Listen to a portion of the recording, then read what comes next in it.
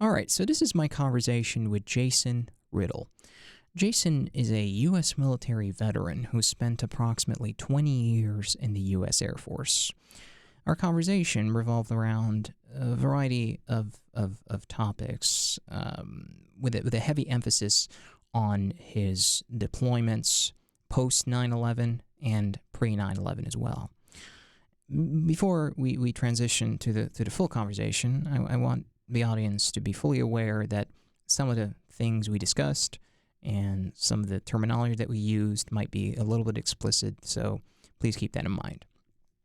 In addition, we mentioned a couple of things that might sound unfamiliar, so I figured I'd highlight them here before we start. First thing is the A-10, which is an aircraft that Jason worked on for most of his career. We also touch on the GWAT, which is essentially the global war on terror that ensued after 9/11.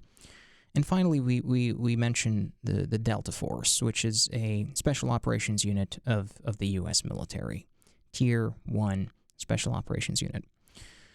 And with that in mind, please enjoy this conversation with Jason Riddle, and if you get a chance, perhaps you can revisit some of the earlier conversations I've had on the show. Thank you. So, I am joined today by Jason Riddle in the East Wing, and it is certainly an honor to have Jason on the show with me. Jason, welcome. Thank you. I appreciate it. Absolutely. Yeah, so a lot to cover, a lot to talk about today. Yes. And, I mean, we've already started our conversation prior to recording. Absolutely. We've talked a lot. We've had a lot of different conversations, but I'm sure there's so much more to cover and highlight. But just to kind of give my audience a little bit of context, I wanted to ask you about. I want to first explore a little bit about your background, and Sure. You're an Air Force veteran. Mm-hmm. You've had an extensive experience with U.S. military, and I'm sure this is our conversation will revolve. Will include a lot of some of the operations that you're part of and some of your service abroad. Absolutely. Yeah. So how about you tell me and the audience about perhaps or highlight to us the early days of your, take us back to the early days when you decided to join the Air Force and why you made that decision. So, Oh my God. like most big decisions I made in my life is because of something happened, right? So I joined what's called the Delayed Enlistment Program, or the DEP, in 1998. So, and I told you before, I enlisted in 99. Right. So here I was, I did the Delayed Enlistment Program like as long as I could because I had this weird attachment to not leave. Which later on I felt like that was pretty stupid that I stayed there as long as I did. Right. Because I'm from Sacramento, California, and I don't know what it is about Sacramento where we have like this like fear of leaving the island. The great unknown is out there, Right. and it's really not that bad once you leave California. And so I had this thing this desire to stay home longer after I said that I was going to join. The big catalyst that why I wanted to join was I was working full time. Okay. At a company where I didn't feel like I had a future. I was the youngest technician, so I worked at a car dealership, a Dodge dealership. Okay. Which has since gone out of business, so it's not like it's still around. I was the youngest technician. There was a lot of ageism that happened there, so I was like kind of like shit on because I was the youngest guy. So I got called junior and sport. I hate that. Squirt. The kid. I got called the kid a lot. Give that job to the kid. It'll be good for him. Like stuff like that happened a lot. And so I kind of got tired of it. And I'd fought for a raise to get $7 an hour. Ooh, way back in the day, that was big time to get $7 an hour back in the day. And I was going to school full time. Good Lord. So I was in the Consumnes River Community College system in Sacramento, and I didn't know it then, but I had like zero desire to go to school. Like I was like, I just did it because high school was over. You're supposed to go to college of some sort, right? No idea really what I wanted to do with my life. Yeah. I used to think I wanted to be an automotive engineer. That was kind of in play for a little bit there. And that obviously that ship sank a long time ago. And so I ended up joining because like all this shit in my life was just garbage. I felt like I was going nowhere. And then in that winter of 1998, my father had been convicted of a crime. Oh. So my father was a career criminal. I lived with my dad through high school.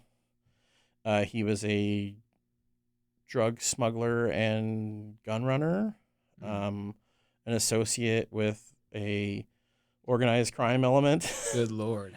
And he had gone down for murdering his third wife. A crime he's still serving for. Even though he's like in hospice now, we don't talk. We are not connected like in any way, shape, or form. When I cut off my dad, I cut him off all the way. Yeah. And I felt the need to just not be there anymore. That was the big drive. I don't want to be here anymore. And I didn't feel like my future was good there. And so I went to a strip mall that's near where my grandma used to live that had all of the services in it. And I talked to everybody that day. Yeah. When I went, except for the Navy. I knew I didn't want to join the Navy very early on. And so, yes, I am going to shit on the Navy as often as I can. So if you're, you can do it because you were in the military. I don't know. If you're in the Navy ROTC unit, do not take it personally. And if you feel conflicted about what I have to say, then just do better in your career. Oh my God. Oh man. But I knew for sure I didn't want to join the Navy, so I spoke to the Army, the Marine Corps, and the Air Force. The Air Force dead last, and I spoke to the Army before I talked to him. And the thing that education was still important to me. And so the Air Force has a college built into it. It's the only service that does. Right. Air Force Academy? The community college of the Air Force. Ooh. So all the training that we get is vetted and validated by the college that is built into the Air Force. Yeah. Granted, for 22 years of service, I got like 12 credits. So I didn't get a lot. Just 12 credits. Okay. But, it helped a little bit when I was at Wake Tech. And we'll catch up to Wake Tech here in a minute.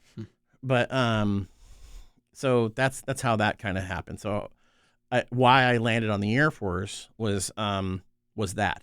They were the only ones that had that. And like my recruiter like used me like to the day I left for basic training. He was like, I thought I lost Jason. There's no way he was going to come back. There's no way. Wow. And then when he called me, like I turned like 7 shades of white. I had no idea he was going to come back. He's like, I thought I lost you. You were not going to be my recruit. Well, what did he do that turned him to think that way? So, because I just talked to the Army and they're like ready to sell you the planet. Like if you've ever sat in front of an Army recruiter, like I met their station commander that day. I met the captain. I met because I was in Marine ROTC in high school, so like they wanted me, and they're like, "Oh yeah, you would be a great asset to the United States Army." And I took the they have a pre-ASVAB you can take in their office. Wait, what's that?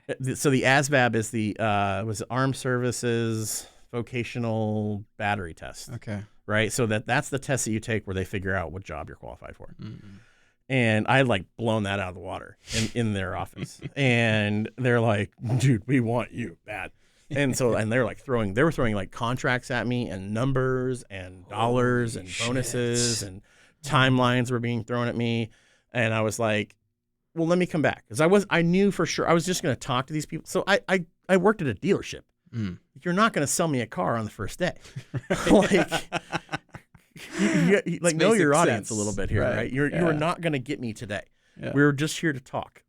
And so I made my way down the row, and the last guy I spoke to was the Air Force recruiter. And I don't even remember his name. Like I knew his first name was Joe. He was a cop in the military in the Air Force. Is that your average Joe right there? He was my average Joe, right? And so he was like, I thought like because you kept like comparing to next door being the Army, right? And he was like, there's no way I thought you were going to come back. And so I came in and I enlisted in open electronics. So I even kind of rolled the dice on what career field I was going to land on, and didn't know until I'd graduated basic training where I was going to land. So I was kind of like not sure what was going to happen. And a lot of recruits now, like you probably even talk to some kids here when they're getting ready to graduate and they're getting ready to commission. They know what career field they're going into. Like their contract is written in the past tense, but mine was not. I was like very kind of liquid so I made it all the way through basic training without really a job. Right. And then I got 4 to choose from, and I picked one, and I ended up getting one of the 4 that I chose. So I picked, it was like, I want to say it was like electronic warfare was one, which I'm so glad. I after I found out what that job was, after I had been in aircraft maintenance for a while, I was like, so glad I didn't get that job. The other one was aircraft guidance and control, communications and navigation, and I forgot what the 4th one was. But I knew I didn't want to work on radios, even though I ended up being a radio guy later on. Oh gosh, ooh, that's another thing that we got. Yeah, we can touch on that later. Yeah. And then I ended up as an aircraft guidance and control, which is autopilot systems, instrumentation, weapons delivery, and then later on it became electronic countermeasures, sensors, and it became like a generalized avionics career field within my time in aircraft maintenance. What did you know before you entered into the military about the military? What sort of exposure did you have? Were there any stories that you were exposed to, like, Vietnam? Oh, absolutely. So my father was in Vietnam. He was a draftee. Okay. My stepfather was in Vietnam. He was naval special warfare before it was really cool. So he remembers like not having enough money and people to do things correctly. And I'm sure a lot of his PTSD is related to baked in misusage of special operations in the 60s. Oh. My grandfather was in the Air Force. He's the only other airman in the family. My uncle, like my grandmother's brother, he was in the Army in World War II. Yeah. My other grandpa was in the Army in World War II, or in the Navy in World War II. Wow. So yeah, him and his 3 brothers joined the Navy, but their dad was in the Army, and they all served in World War II at the same time, which was crazy. Lord. Yeah, their dad being at the end of his career and them starting their career. That's insane. So yeah, the military does run deep in the family. Granted, in my immediate family, it may stop with me because neither really one of my kids are interested, except for my youngest thinks he's going to join the Navy. But after shitting on the Navy right now, I don't know. I have told him, and those who, again, speaking to the kids in the ROTC program here at NC State, you guys will be proud of me when I said this. So I told him, I was like, yes, you can join the Navy. And granted, like, he's an adult. I really don't have much influence in the situation, okay? But I will not allow you to enlist in the Navy. And he's like, why? And I was like, I will not permit a Navy chief to exist in my family, period. And he's like, what? What's so bad about Navy chiefs? And I was like, wait till you get to the fleet. You'll learn all about it. Oh, my God. That's another thing we're going to have to unpack after. Oh, goodness. And so, and also he wants to be a marine biologist. The Navy's the only real source for that. For a scientist at that level, the Navy's the only one that has a home for him. Yeah. So we're talking about joining in 1989. 1999. 1999. Yes. So okay. I guaranteed that I was going to enlist in 98. I enlisted in 1999. That's like 2 years before 9/11. And maybe 5 years after the Kenya, the embassy bombing. I think the embassy bombings were in 97, 98. Oh my! They were the summer before I joined.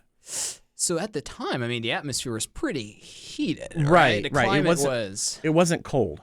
Yeah. No. Yeah. Did that factor into the decision that you? Not at all. No. Yeah.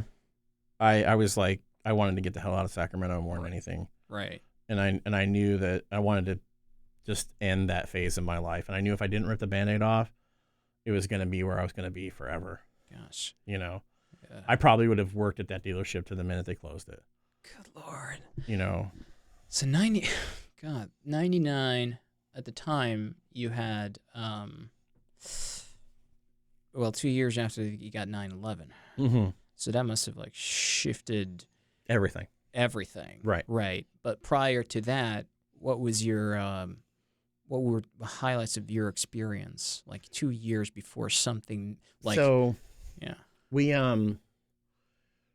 so fast forward through the training pipeline, I go to basic training. Mm-hmm. I just flew under the radar in basic training. I'll openly admit that. There's a lot of people who are like, well, I volunteered for everything, which I did volunteer for everything. I did learn that before I left. An old GI told me before I left, he's like, volunteer for everything in the training pipeline. Okay. And I did do that. And I will say that to those that are considering military service here as well. Do volunteer for everything. Okay. Because you're going to end up in like something awesome. And it'll force you to step outside your comfort zone. And in that, you may end up in something really awesome. And there is more than one thing that I volunteered for that got me out of stuff I didn't want to do when I was in the training pipeline. So, Okay. and because I volunteered for something else, I got a less shitty job, if you will. Yeah. Because there's a lot of do nothing time in the military, right? The hurry up and wait is true, right? So not always is the training schedule perfect. Yeah. And not always are the additional components that the training pipeline needs ready to go when they need them to be. So like if you're going to go to the field, those who work out in the field may not be ready for you to show up. So like things got to shift and tweak a little bit. And then you end up with like some white space in the schedule. And then they basically like use the trainees as like a labor pool, right? So you get farmed out to whoever needs help with something. Right. One of the jobs I got farmed out to was to work at the chapel for a day. The chapel. The chapel. And all they did was shove us full of snacks, teach us how to call home. Okay. Through the government system. Yeah. Because you can use the defense switch network to call any base. And if that base had, this is to date myself back when we all didn't have phones in our pocket, right? Mm-hmm. You know, and long distance calling was a thing. Right. If you called the base nearest you that shared the same area code as your parents, which I had 2 bases near me that shared the same area code as my parents, I could call them and you can just ask for an off base line and they would dial the number for you. So I got to push out 2 extra phone calls at home, which to me at that time was a big deal. And it was pretty awesome. Wow. All because I had volunteered. And a lot of times when something like this happens, they go, I need 2 volunteers. Mm-hmm. They don't tell you what the hell you're getting into. So I volunteered with this other kid that I knew who seemed okay, right? Because I didn't want to go with somebody I didn't like. And so this other kid seemed okay. And I was like, yeah, I'll go with him. And we go over there and we basically just like fuck off all day. It was beautiful. And where were you stationed at the time? This is in Texas in basic training still. I hadn't even graduated basic training yet. And I was like, this is awesome. Good Lord. And so, but yeah, and so that's why I say like do volunteer for everything. It'll definitely help you out in your career. And when you refer to basic training, for clarification's sake, what does it consist of typically? Like, are we talking about like 10 push-ups, 2 setups, or whatever? There's a lot of that, okay. right? There's a lot of the physical training piece. There's a lot of schools of thought about what basic training should be and shouldn't be. Yeah. Most of the basic training experiences or boot camps, it's an indoctrination into the system, right? You get all your medical stuff squared away. They begin your big medical chart that follows you for the rest of your career. You get any shots you're missing, you get in basic training. And I have a story about that in a minute. Okay. You get, all the medical stuff. You get uniforms issued to you. You get that first haircut. They cut everybody's hair off if you're a guy. Mm-hmm. The ladies, they cut their hair really short. Yeah. And then there's a lot of isms that still kind of exist from the World War II era, right? So they teach you how to march. They teach you how to stand in a formation. in Air Force basic training, there's a lot of focus on Air Force history. So we got a lot of books about Air Force history that were shoved in our face. And like when we had any downtime, we were expected to be studying. Expected is the key word. Expected is the key word. And then there's some hazing. Okay. Like every military organization has some sort of hazing that's adopted and accepted. Ours was we had to simulate working in a chemical environment. Granted, it's not as cool as it sounds. So our instructors came in and they basically destroyed the barracks. Like they flipped every bed over, they pulled every drawer out, they threw all the stuff out. Like they did it in front of us too. They made us stand there and watch them destroy the room. And then they're like, okay, now go put it all back together. And so we go back to put it all back together. We didn't put it all back together fast enough. And then they're like, okay, now we're simulating chemical exposure. So the MOP levels, right? The mission oriented protective posture. Okay. So we had to put like our long like cold weather pants on and our M65 field jacket. We had to put that on. And then we had to go do it again. So we put on more clothes in the winter in Texas. And like no windows open and the heat was on, right? So we were getting smoked pretty quick, right? Lord. So then the second time we didn't put everything back together the right way or fast enough.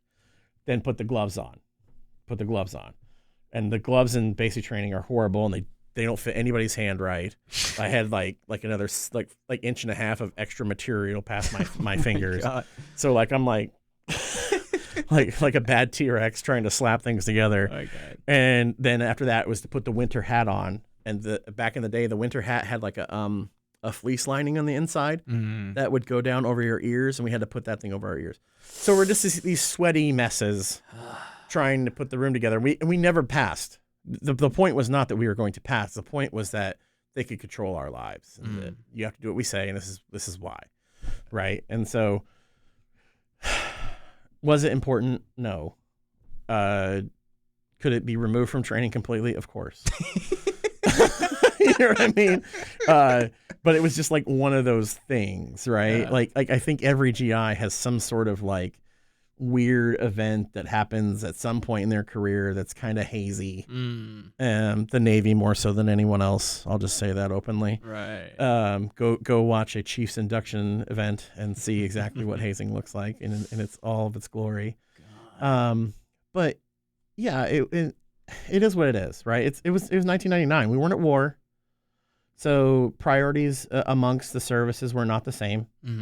You know. Just attitudes were different. And after 9/11, yes, they changed overnight. And everybody was like set to full throttle for the next, until I retired was like, another 18 years. Good Lord. Yeah. So you two things here to pick up on. One is that story of the shots. You say you had a story to share about the shots. They had the to shots. Yeah, so, but we can talk about that. Let's hit it real quick. It's quick. Yeah, let's do it. So the shots is hilarious. So when you put that many people together in the middle of winter, so like I went in January. Okay. I graduated late February. Because back then, Air Force basic training was only 6 weeks. That's another reason why I joined the Air Force, because their training was shorter.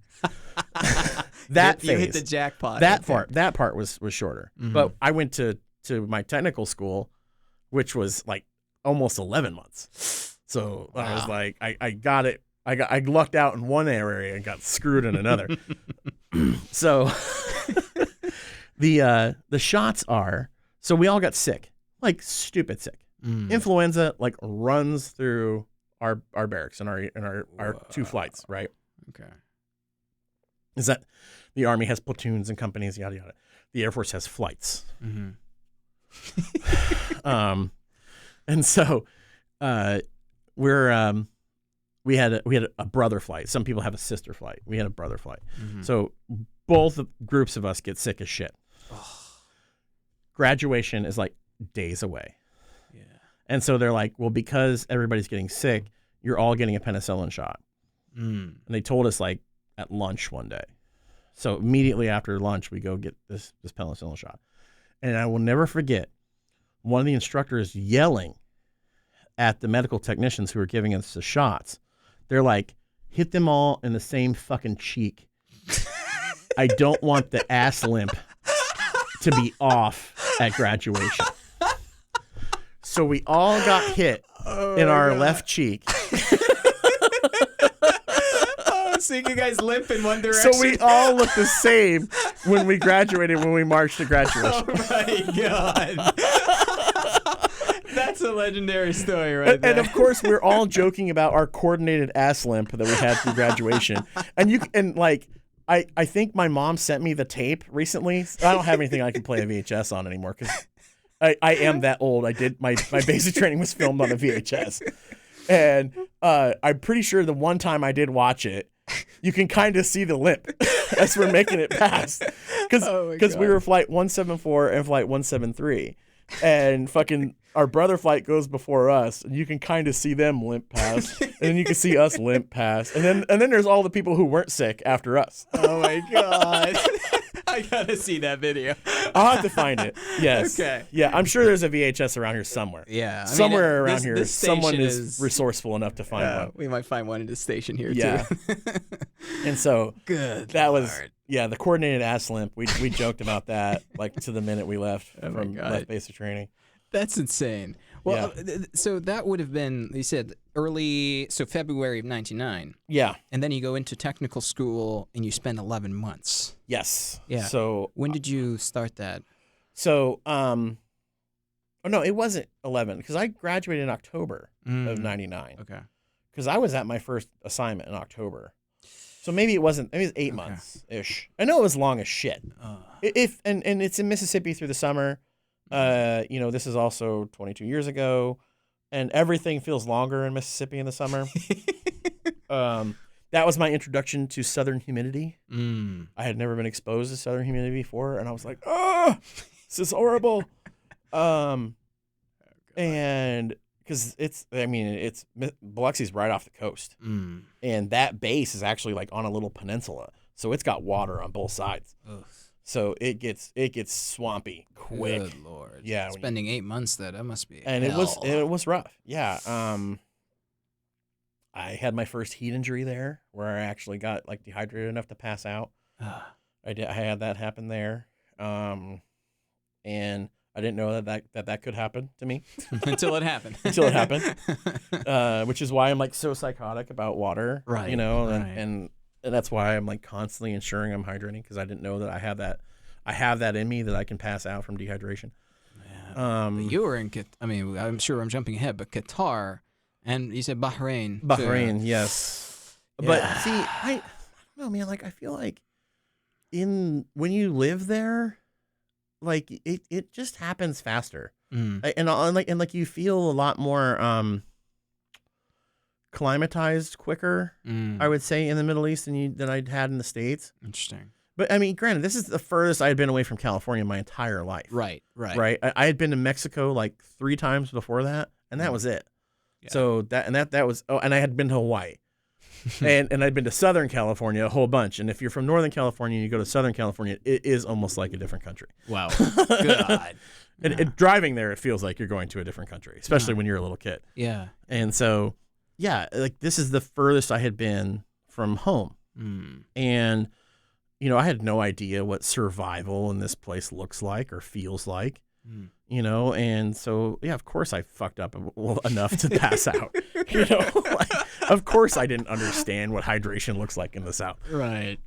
All I remember was that as fast as I could get water in me, it came out.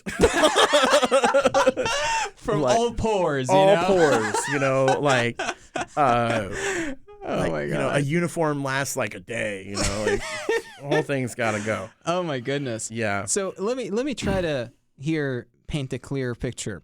We've got October of 1999 graduation, and then you've got 2 years after that in September you get 9/11. It just shifts, I'm sure, everything. Yeah, everything gets crazy after 9/11. Yeah, but you said you did have an assignment before 9/11. I did. Yeah. So my first real world assignment, right? My first after the training world, they call it you entering into the operational Air Force. They call that. was at what used to be Pope Air Force Base, which is now absorbed into what was later absorbed into Fort Bragg, and then now renamed Fort Liberty. Right. Forgive me if I say Fort Bragg over and over again, but you're used to it. I'm used to it, Yeah. and to be honest, outside of the news, if you say Fort Liberty, a lot of people still don't know what you're talking about.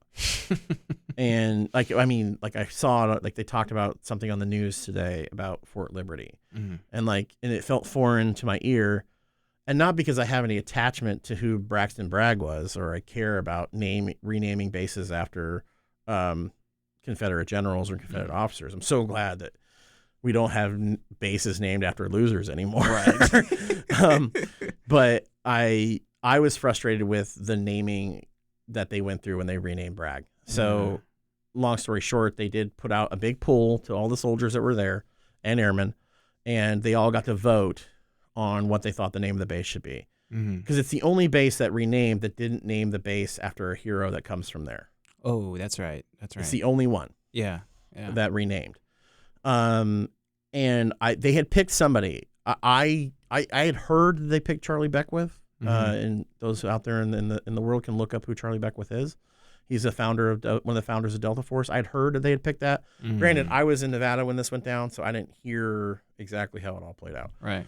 And then the results of the pool and the election make it to the garrison commander, who's not the end all be all of command structures at Fort Bragg, says, no, I like Liberty instead. So when I hear that name, I still kind of hear a punch in the face to the soldiers who live there. Yeah. And I still kind of hear like a shitting on of the heroes from there. Right. You know what I mean? Like, I know people from there who have done so many heroic things. And I heard the argument was that we have too many. and that's a crazy problem to have in the first place. But at the same time, it's like, you could have picked one. Exactly. You could have. Yeah. You could have picked an era. You could have picked, or you could have picked even the modern era, because a lot of complaints of other global war on terror veterans is that there's really no celebrations of our heroes from our war. And I think that it would have been a good move to pick someone from the global war on terror era. Like Tech Sergeant Chapman, who is a Medal of Honor winner or awardee, is from was at the 24th STS at Pope, aka Fort Bragg. Yeah. That would have been a perfect name to name the base after. The two Delta snipers from is it Stuttgart or Schubert and Stuttgart or whatever their names were, I forgot. Who were from the Somali incident. Oh. The Black Hawk Down guys. Yeah. One of them would have been a perfect name. Right. Colonel Beckwith, an outstanding name. Also, Fort Beckwith sounds like a name of a base. Yeah. Right? So there was a lot of things they could have done differently. So, and like, don't get me wrong, Braxton Bragg was a son of a bitch, and I'm so glad that there's not even a traffic cone named after him. Yep. But, they could have done better in that. Yeah. But a lot of people from the outside wouldn't even see it the same way that people from the inside do. Which is a lot. I mean, that might as well be the title of my career, right? Like, you guys just didn't see what we saw. Right. You know what I mean? Like, I have a different attitude about the Iraqi invasion than a lot of people do. Yeah, which is something I hope that we can get into, because we had a brief convo about that before. But at the same time, well, that kind of comes up to my first deployment, which is pre 9/11. Oh, so it has some ties to that. Yes. Were you okay? Let's unpack that. So let's slide up to that first deployment. Yeah. So I was at Pope for not quite a year when I had my first deployment, or maybe I'd rolled over a year. I just put on E4, which was early. I made E4 early. And E4, which was senior airman, so I got promoted early. Wow. Yeah, I was. For the first 4 or first 5 ranks, I was a fast burner. Okay. But when it became, there's a generation between E5 and E6 though. Wow. Yeah. I was an E5 for a really long time. Okay. So I which is senior airman to staff sergeant, right? Mm-hmm. So I was a staff sergeant for a really long time. Mm-hmm. And so we get over. So my pre 9/11 deployment is to Al Jaber, Kuwait, Okay. right outside of Kuwait City. Okay. This is in 2000 into 2001, so it was across the holidays. Yeah. So December, January, February, and I think we came home the front end of March. Mm. So now I know that I'm using these timelines out there, and people are like, well, that's like 3 months. So this is before the war started. Yeah. And big DOD did not see value in spending a lot of money on deployments. Even though most of our deployment needs were paid for by the Kuwaitis, they still didn't really put a lot of time into deployments. The Kuwaitis. So the Kuwaitis did pay. Yes. Wow. We were like mercenaries, kind of, Mm. paid for by the Kuwaitis through our alliance with the Kuwaitis, right? I didn't know that was such a thing that you could do, Yeah. right? Because you're still a property of the U.S. government at the time. You're not like a Right. free agent, right? No. Yeah, that's just Well, the mission was to patrol the southern no-fly zone over Iraq. Mm. So that's a U.S. initiative, Okay. right? But the Kuwaitis were really stoked to have us there to ensure that nothing from the north came down again, Exactly. right? So we're at a Kuwaiti air base. We were there, being hosted by the Kuwaitis. Mm-hmm. But at the same time, yes, it was a U.S. mission with U.S. interests, Right. right? Okay. Although those interests also align with the Kuwaitis. It's still the same. Right. So, and again, like we mentioned before we came on mic, like a lot of those Arabian nations, their go-to when it comes to defense is just throw money at the problem. Exactly. Right. Yeah. And that is exactly what Kuwait did. They threw money at the problem. They're like, well, America, we really like your A-10 airplanes.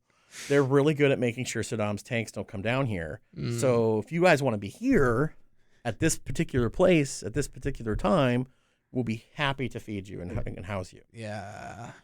So Did you get the 5-star treatment? No. Okay. Not that trip. The next trip, yes. Okay. Not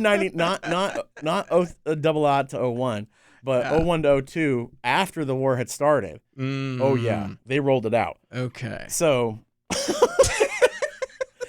So the thought process was that this is going to be a permanent operation, a permanent base, right? So the first set of brick buildings were starting to get installed when I was there across 2000, 2001. Okay. So there was a lot of sense of permanency getting ready to happen, or permanent things getting ready to happen there.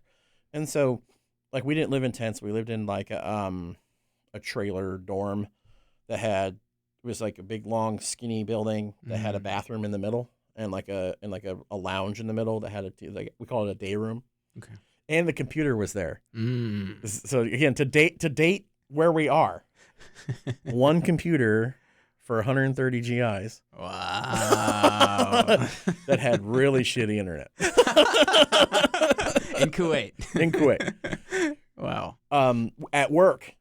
So each shop, not each person, had a computer. Wow. Okay. So the crew chiefs had a computer. The weapons guys had a computer. The supply guys had a computer. Specialists had a computer. So that's it. Yeah. Like the whole shop shared it. And there's some shenanigans ensued because this is back in the day of username and password. Everybody shares one terminal. Ah. So a lot of times computers stayed logged into unintentionally. And we know what happens when you guys emails, got to see. Emails get sent to people you may not be ready to receive them. Nice. So, yeah. Perks of having a shared portal. Perks of having a shared portal. Like a few people got emails sent out in their account that they weren't happy about. Yeah, unsolicited. Unsolicited, yeah.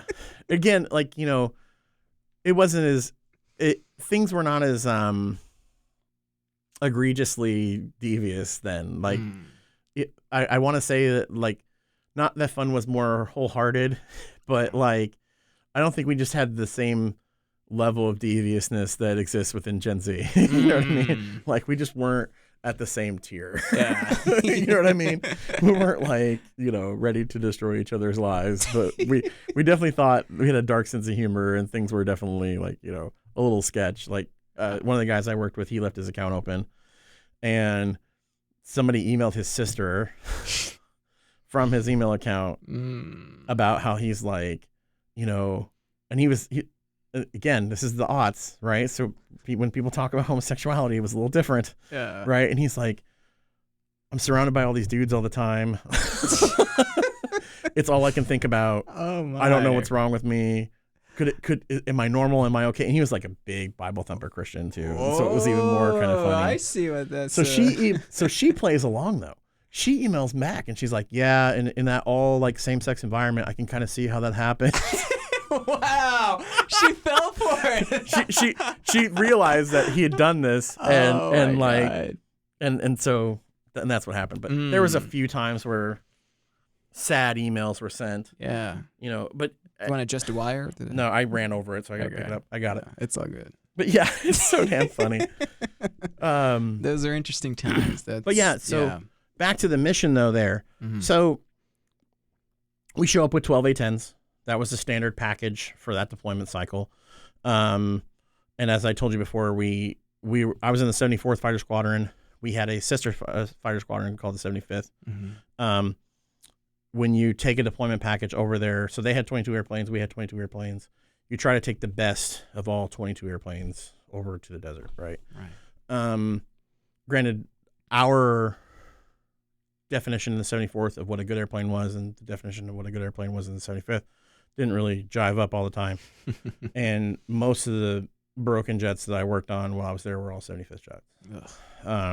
So, and I joke that like every unit in the Air Force or every unit in the military has their 75th, right? Yeah. They have another unit that is with them. It's like a partner or a sister unit, and they just don't work at the same tier that's expected of you. You know what I mean? And everybody has a 75th, like there's always somebody out there who's just like, oh God, and they make it look like they have things so easy, and they don't always have it all easy. All right. But it just from the outside, there's always that kind of like, you have to be better than the 75th. You have to work harder than the 75th. There's all that kind of shit that kind of goes with it. But yeah, that was the mission there. So we had the 12 airplanes. We flew combat search and rescue alert. Okay. So we had, I want to say 3 jets on CSAR alert at all times. And we had the rest of the package was there for any direct action missions that were to come up. While we were there, GW gets inaugurated. So this would be in January of 2001. That's right. Right? Yeah. Days after the inauguration, we went and bombed Iraq. Days after the inauguration? Days. Whoa. So we were the first big unit to go do a direct kinetic mission against the Iraqi military since the Gulf War. Wow. And I'm sure that's posturing. I'm sure that was a message to the Iraqis. And also probably a change in posturing for the U.S. as well, right? Oh. So up to that point, they had been moving into the southern no-fly zone, anti-aircraft systems, which they weren't supposed to do. They were hiding anti-aircraft assets in buildings and all sorts of different areas. So they were shooting at us every day. And they had been shooting at us every day since the Gulf War ended. Yeah. And the attitude was, don't go get them unless you get hit. So nothing preemptive. Nothing preemptive. Okay. Other than the aircraft are there. Okay. Right? And I like to think that we were smart enough to have like routes and paths that made it difficult for them to try to track where we were and what we were up to and when we were doing it, right? So nothing really looked routine from their perspective. But all those targets that had been shooting at us for all those years went and got talked to right after George W. Bush was inaugurated. Oh. So all of them were bombed. I don't want to say all, Yeah. but enough to where a message was sent. Nice. Yeah. So Did that was make awesome. it to the news? No. Well, so you're telling me something that wasn't even made public in a way back then. Or that anybody cared to make public. Right. Right? So it wasn't, again, nobody gave two shits really about the military until 9/11. Right. You know what I mean? Yeah. Like, yes, we're kind of always in a state of some sort of conflict in one way or another, whether it be high intensity, low intensity. Mm-hmm. And the American public is just like, yeah, that's how it is, right? Right. But the fact that happened, and pre 9/11, that was just kind of the attitude, like there were cruise missiles fired at Osama bin Laden in 98 or 7. Is that in Sudan? I think so. One of the times where they barely missed him. Oh yeah. Okay. Like there were times like where we had close calls where we could have got bin Laden before 9/11. I've had a guy on the show. Right. Yeah, exactly. Rick Prado was in Sudan, and they had eyes on him. Right. So there was a few times where it could have happened. Right. And he had not really done anything except for the embassy bombings. Yep. And the coal. Yeah. I was going to mention that. But not necessarily anything in the homeland per se. Oh yeah. You know what I mean? But he definitely communicated that he wanted to. Mm-hmm. And he was still pissed at us because in the first Gulf War, Saudi Arabia called us and not him and his mujahideen. Ah. Yes. Yeah. That's what he wanted to have happen. Right. So he had trained these guys in Afghanistan. They built a decent paramilitary force that we helped equip and train. Mm-hmm. More so equipped than train. Right. Go watch Charlie Wilson's War if you haven't seen it. I got to watch that. So he felt that force should have been the one that came to keep Saddam from coming into Saudi Arabia. Mm. But I mean, let's just be honest. It was not what we would recognize as a for real modern military force. And I don't think the Saudis had enough faith to keep them safe. And they leaned on us. Right. I don't necessarily support the decision. I'm not the biggest fan of Saudi Arabia. Mm-hmm. I've been there, so I can say it with my own eyes that I've seen things I was not a big fan of. Ooh. But it's and I've also seen them in Manama when they go crazy in Bahrain. Yeah. And so across the border, Allah cannot see over the water, so it's game on as soon as you cross that bridge. Oh, man. And I've seen Saudis do wild stuff in Bahrain. So granted, I don't hold their entire nation responsible for this, but I've seen people do things that I'm not really okay with. I wouldn't associate with these people or hang out with these people. Yeah. So you had a few days after his inauguration, fucking bombing. Go get him. Yeah. Right. So, but we had like another month and a half there, and nothing else came down the pipe. Really? So it was still a normal patrol and no-fly zone, sissy SAR alert. Fast forward to after 9/11, right? So pretty much throughout all of 01 and the front end, pretty much all of 01, we had a lot of training going on. We went to Vegas a bunch of times to drop bombs.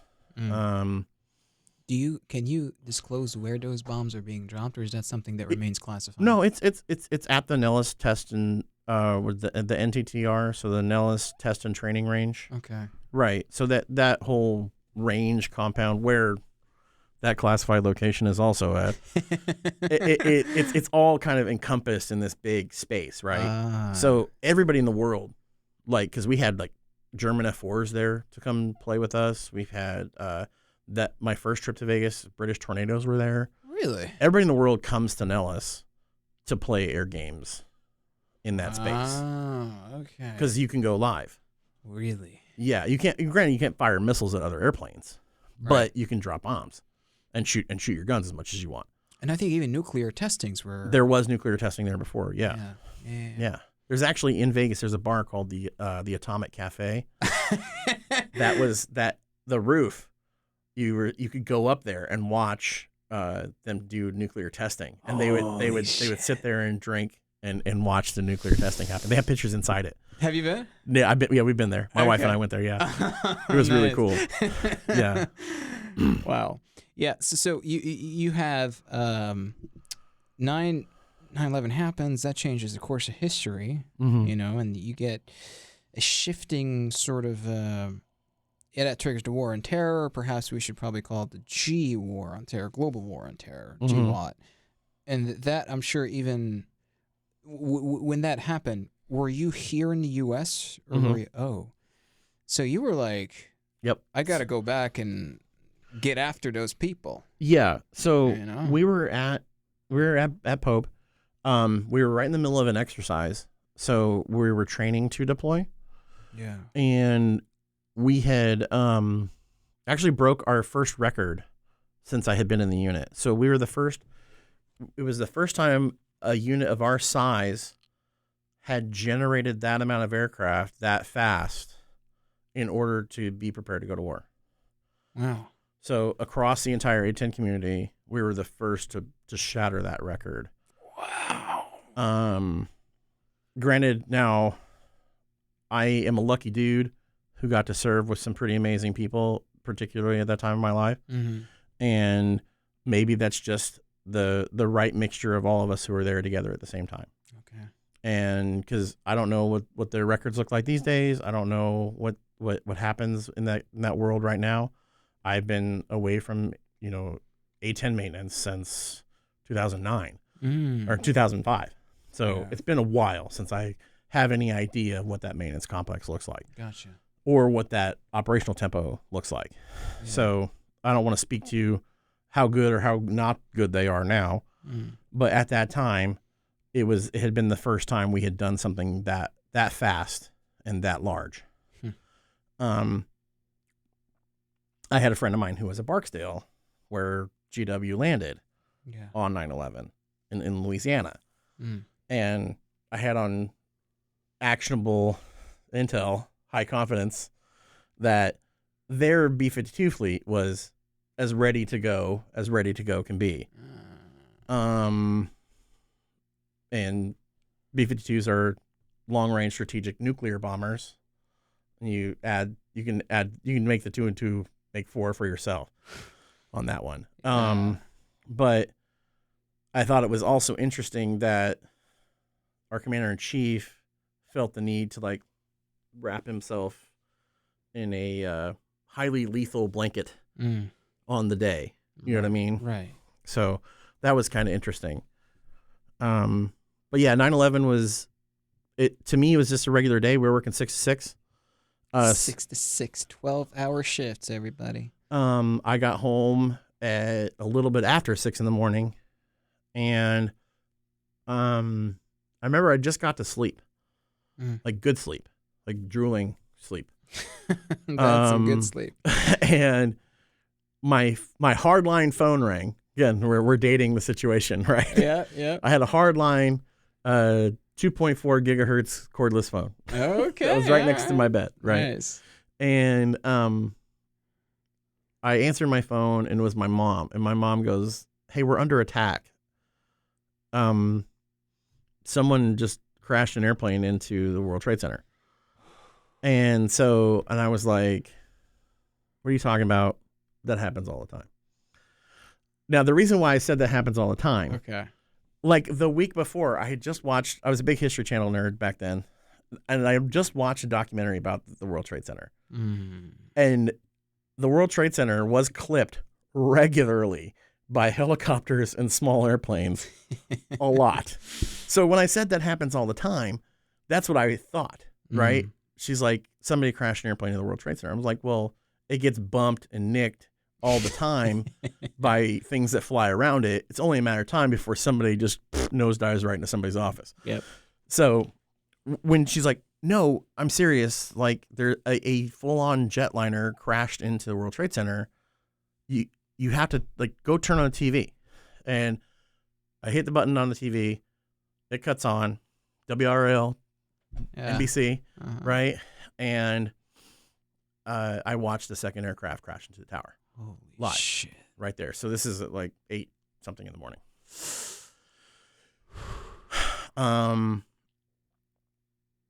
I tell my mom, I gotta go, and I hang up the phone.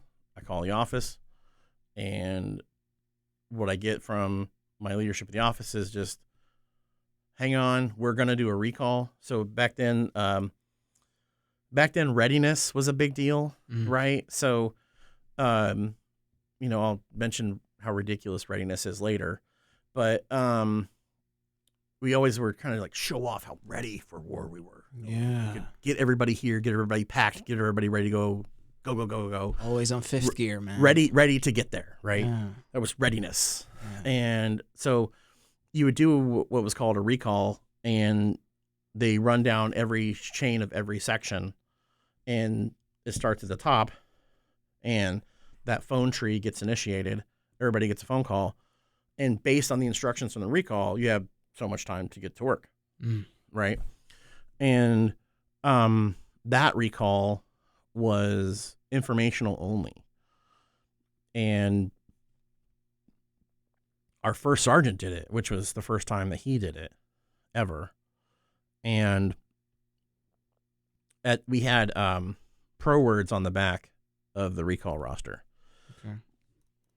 All he said was like recall option, and I forgot what option it was. I think he said Charlie, right? So it would have been option C on the back of the recall roster. Right. And we never did that before. So I was like, shit, what the fuck is option C? I go and I look on the back of the thing, and it was just like accountability / informational, right? And so later on, I get a call. I was on night shift, so and the exercise was still going on as far as I know. And so I got like no sleep, and I call in like at midday, like, what's the plan? And they're like, we'll come in at your normal schedule time, and we'll figure out from there. So between midday and when we came in, at some point the FAA had grounded all flights for the entire country. Right. So we didn't fly. We didn't do anything. So a flying unit that can't fly, what is there to do? Right? Everything had been generated, so everything that needed to be fixed is fixed. Wow. So, what else is there to do at this point? So we pretty much got sent home that night with instructions that everyone was going to come in on day shift. And day shift was going to start like around 8-ish. Not right? 6. So no, so the exercise had ended. Okay. But we found out on 9/12 like how good we had been. Right? We had no idea that we had shattered those records for the A-10 community. So we get in on 9/12. We did a FOD walk. So a FOD walk is where you walk the parking ramp where the airplanes are. Okay. And you clean up any foreign object damage FOD. So if there's any like loose shit on the ground, you have to pick it up and clean it up, right? I had a restricted area badge, which it's called your line badge, right? Okay. I had it tucked in my shirt because I was used to working at night, so I was a bit of a rebel, right? I wore my reflective belt during the day to kind of, even though I didn't have to, but like to show off, like, listen, I am not of you. I work at night. I'm a swing shifter, and we all wore it kind of like loose and like to the side, so it looked like a gun belt, right? So we looked like gunfighters from the old west, gunslinging. And so like I had my gunslinger freaking reflective belt on, and like out of nowhere we're in our little line walking down the fucking flight line, and a red Blazer rolls up, or no, a red Bronco, the OJ car, right? Okay. Like a truck I had not seen on the ramp before. Rolls up, and it's full of cops. And really? And this cop rolls up on me, and he's like, where the fuck is your line badge? And I like pull it out of my shirt and flop it out on my chest. And he's like, fucking not today, bro. Fucking not today. What did he mean? I don't even know. What? Okay. I'm like, obviously I have to be here. Like you obviously don't know maintainers very well if you think I'm trying to break in to fucking do this. Oh my God. And I remember I had made sure I left my line badge out that day. Jesus Christ. Yeah. But yeah, so 9/11 happens. We keep hearing that we weren't going to get a piece of 9/11, of the life after 9/11. We were on deck to go back to Al Jaber in that winter Kuwait. again, back to Kuwait. Yeah. And we knew we were going to go back to Kuwait, but all these things were starting to happen in Afghanistan. You know, the horse soldiers and all these things are starting to happen in that October, November, December timeframe, right? Yeah. We leave to go there in February of 2, right? To Afghanistan. To Kuwait. To Kuwait. Ooh. This is the beginning of where all jobs start in Kuwait, okay? Because both Afghanistan and Iraq started in Kuwait for us. We get over to Kuwait, and we're running the same missions that we had been running. The patrol and no-fly zone, combat search and rescue, ready for whatever is going to happen in the no-fly zone. Yeah. And also there was a lot of concern that with the destabilization that Saddam was going to get froggy, because he would threaten, and his rhetoric would get a lot more aggressive in this time frame, right? And so there was a lot of worry that Saddam was going to do something, and he didn't. But the tasking order comes down for what later became Operation Anaconda. And that's our first fray as the A-10 community into OEF, into Operation Enduring Freedom. So we go to another place, and we ran the missions for Operation Anaconda out of there. Okay. Another place you cannot disclose, it seems. I don't think I want to. Okay, don't worry about it. Because of all the shit I already told you. Yeah. Just we'll keep it under wraps. We'll just keep it under wraps. So we're in this other place. We're running this operation, right? And it's like 72 hours straight, right? The jets come back. They get gas, ammo. Sometimes the pilot comes out, and then they just go right back. And if you follow the Battle of Roberts Ridge, you know how important it was to have close air support on station the entire time. Yeah. Right. And it was a big mess. Operation Anaconda was a big fight. Oof. It was probably the first big fight, if I remember correctly, of the RGWAT, right? So we then leave the other place and come back to Kuwait, right? From our perspective, it's over, right? Our piece of the GWAT has ended. Yeah. Then out of nowhere, pack your shit, you're going to Afghanistan. Whoa. And everyone's like, okay. So we pack our shit. Yeah. We go to Bagram, which was very much used to be Russian base then. Like, people talk about, like deployments to Bagram now or before the Taliban took back over again in 2020 or 2021, it was like a regular military base, like you see in the CONUS. Like it was the same kind of thing by that point. It was like a Ramstein of the Middle East, if you will, right? Very well established, lots of big airplanes, lots of big infrastructure. Yeah, they carried weapons kind of as a whatever. Right. And there was lots of talk, like there was definitely a shift in the GWAT where talk of being outside the wire became a thing. And what does that mean? Like being outside the perimeter, out in the world doing things. And when I tell people what like Afghanistan was like when I got there was no wire to be on the other side of. It's all bad guy territory. We just happen to be here. Holy shit. Right. And we received sniper fire regularly, particularly when they figured out what A-10s were. Oh, yeah. They'd never seen anything that big, that lethal. I've never seen it until you showed me a picture of an A-10. I mean, it's a big plane. Yeah, and there. it sends a message. It really does. It that really weapon does. Sticking out. That's the big gun in the nose sends a Yeah. big message. Yep. We're not Care Bears. We're here to fight. Right. Right, and it's the last gunfighting aircraft in the entire DoD. Ugh. Right, where it has a gun that's meant to destroy anything that's in front of it. Right. Right. It's a scary fucking gun. It's a scary fucking gun. Yeah. Right. And it's even like when you know the science of it, it's even more scary because like it doesn't make a sound when it fires because the rounds are supersonic. Holy shit. So first round from a gun burst from an A-10 is on target before you hear it. Did you fly that shit? I mean, it's a one-seater, obviously no. Okay, but you know, the fact that our country has that in its arsenal, dude, is like nobody has that.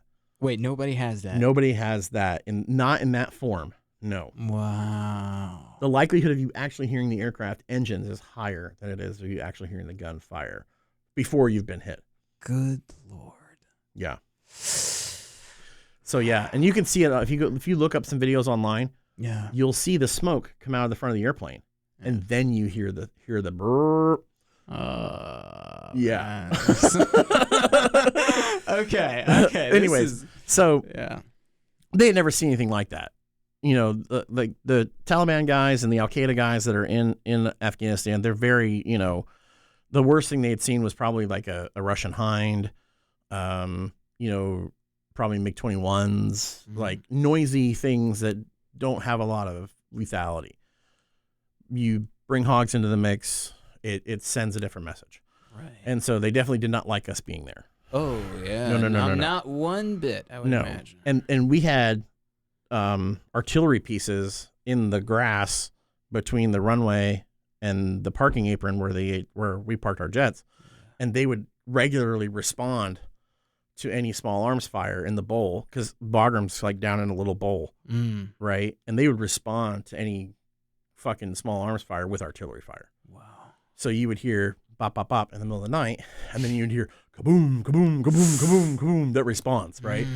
So it was such a crazy time. Our commander, who later became our unit commander, like he was the detachment commander of this event, he's like, welcome to the scariest place on earth. Holy shit. There was unexploded ordnance everywhere. We found out we drove over a high explosive 23 millimeter round that was like in the road. We drove over it for like 2 weeks straight.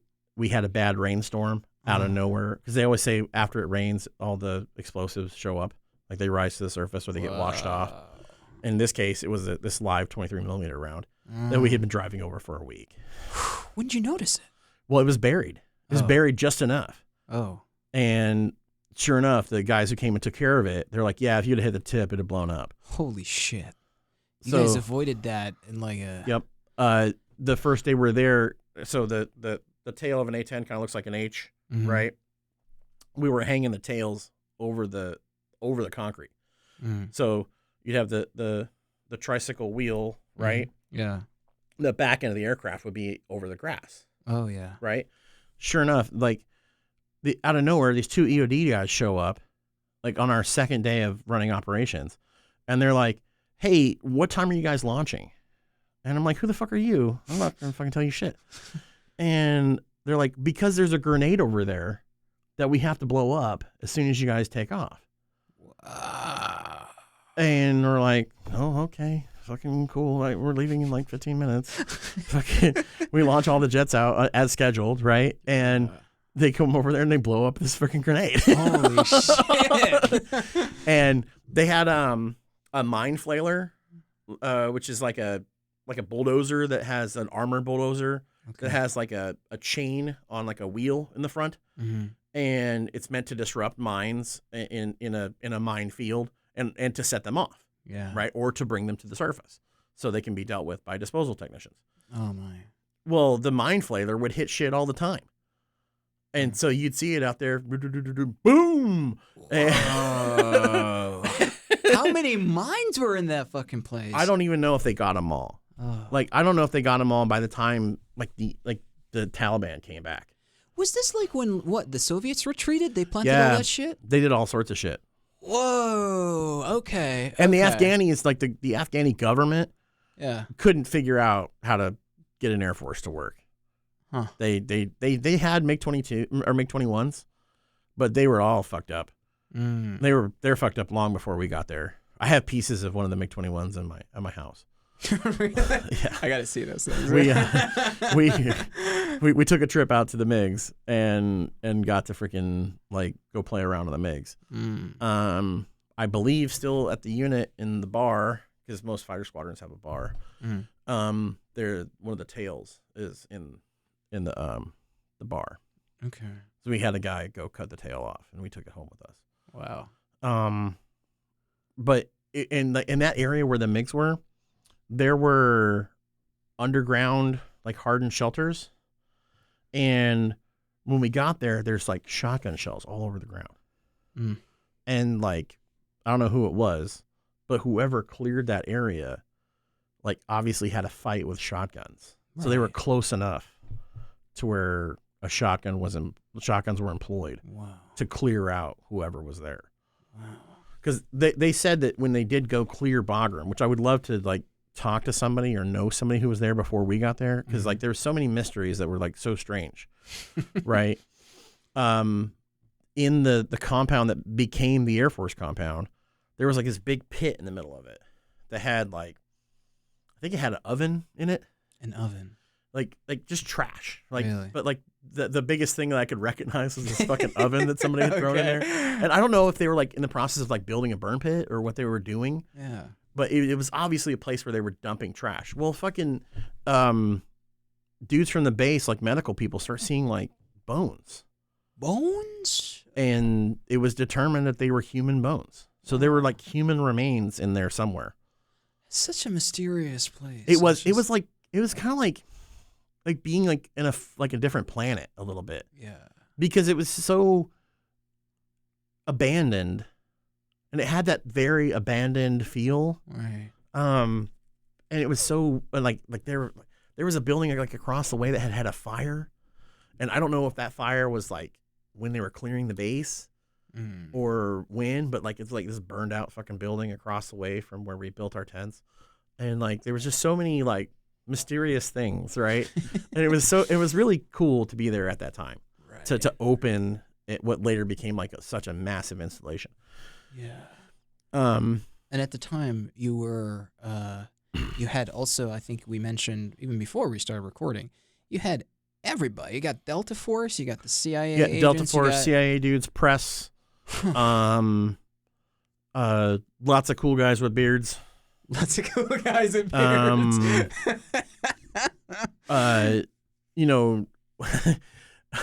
There's a story that, so there were these two guys, they were in uniform with no markings. That's kind of we know who somebody's a spook, right? Yeah. And when Hamid Karzai came to visit Bagram, which we were there for this, right? And there were pictures of Karzai looking at one of our airplanes. And they like cut off the base. So I was on the wrong side and I got stuck on the other side of the base because I'd gone to the base exchange with a buddy of mine. Okay.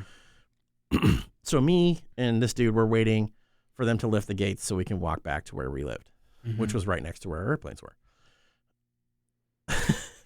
These two dudes are hanging out next to us and they're like kind of talking, and we get to talking to them, and we're like, oh, well, where's your home base? And that's a normal question that people ask when they're deployed. Right. And we did deploy with our unit patches on, which was a rarity for the time. And they're like, oh, we operate off the East Coast. What does that mean? And I'm like, roger that. Yeah. And my buddy's like, wait, what does that mean? I was like, shut the fuck up. Stop asking questions.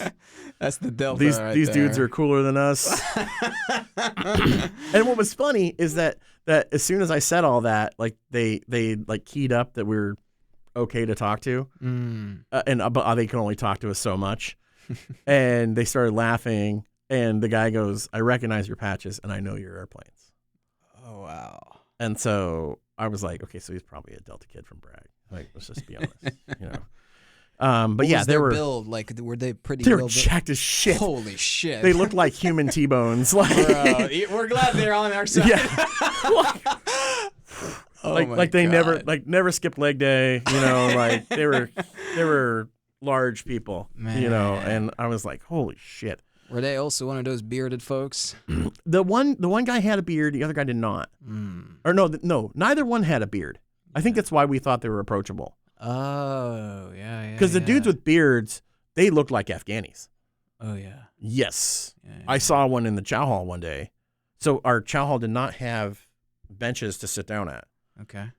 And this is also kind of like that soft type dining place or dining facility or expeditious dining facility, and these tall, high top tables that everybody stood up and ate at.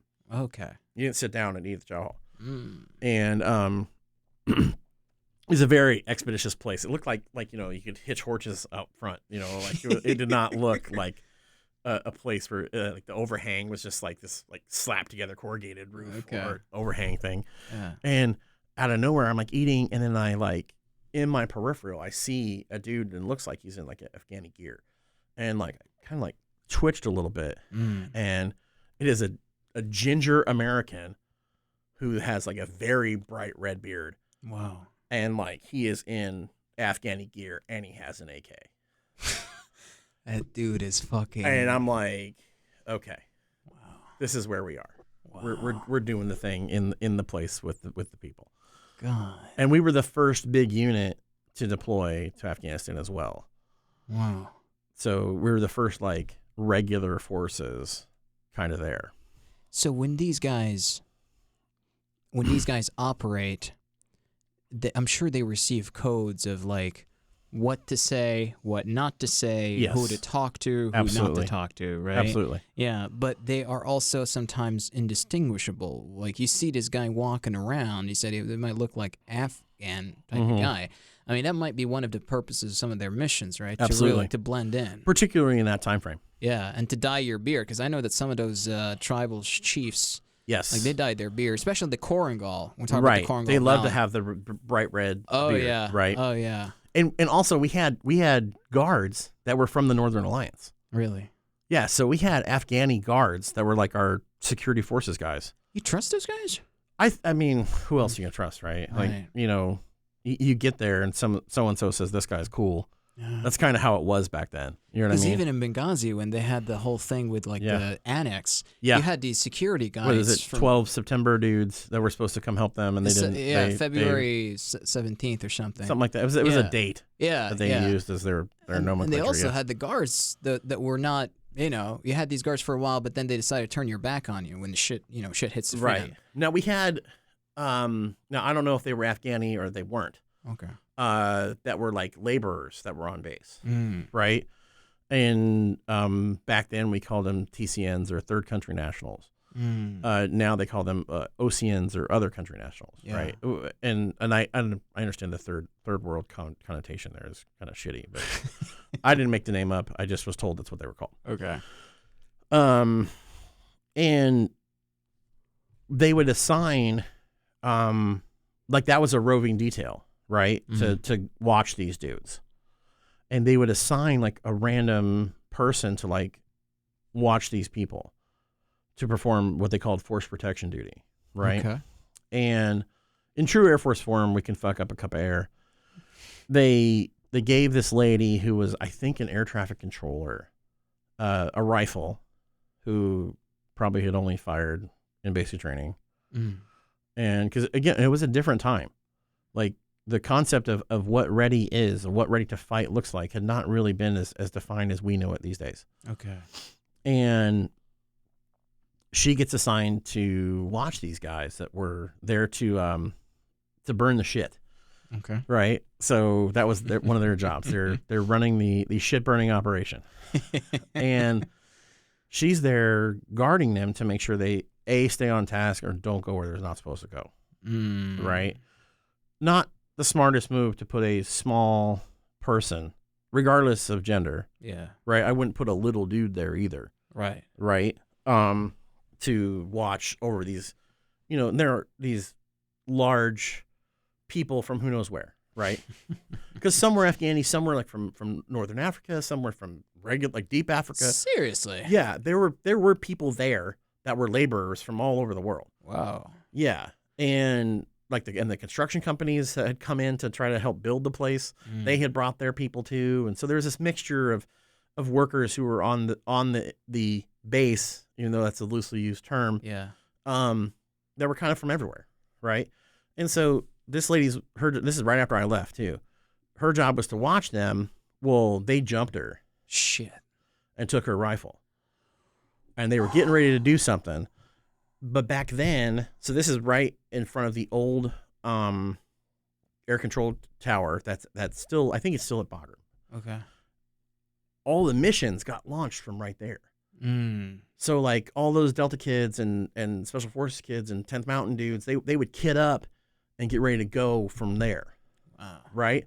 So one of these missions is getting ready to jump off when this happens. So the SF kids go over and they square these people away and disarm them, and however they did that, right? I heard they beat the shit out of them. And that's how that situation was solved. Yeah. Back then, and this is like, this is in like well into 2002. This is probably summer of 2002 when this went down. And yeah, it was just a crazy time to be there and a crazy place. Good Lord. I mean, and honestly though, for us, it was quiet because after Roberts Ridge and after Afghanistan, we didn't really have a lot of shit jump off. Like we would go and fly, and I think the Al Qaeda kids and the Taliban guys figured out what A-10 sounded like, and they would probably run and hide, and that happened a lot. Yeah. Was there, when you were there, before I even ask this question, I wanted to ask, how long was your deployment to Afghanistan? So my trip to Afghanistan was really short. Okay. So back to Big Blue, Big Air Force was still pretty cheap when it came to deployments. Even after the war had started and we kind of had like more money we could count. They didn't want us there for too long because the mission in Kuwait was still valuable. Right. So we get augmented by a reserve unit from Kansas City and New Orleans. Back then, New Orleans had an A-10 unit. There was a reserve unit. Right. And Kansas City had one too. Okay. I think KC's still there. I'm not sure. So a mixture of aircraft come from New Orleans and from KC. Their job is to come relieve us in Bagram. Yeah. Even though it didn't really happen that way. It still became, like, for the rest of that year, for the rest of 2002, it was like this mixture of active duty and reservists and active duty and reserve aircraft at Bagram. Okay. So we get back to Bagram, or back to Kuwait after this, and we're working with all these dudes who have like generations of A-10 experience. Wow. It was so we go from this like foreign planet of Afghanistan, right? Yeah. To like this major military culture shock. And I'm sure none of you guys had experience working with those guys before. No, and they looked at us like we were children. Good Lord. And sometimes treated us like we were children. But it was also kind of like awesome because when their jets would break, like they knew like right away what to do. Like no problem. There was no, it could be this, it could be that. It was, oh, it's probably that part I put in like 6 months ago. It was probably bad. Wow. Because they knew their aircraft to that level. Oh, yeah. Right?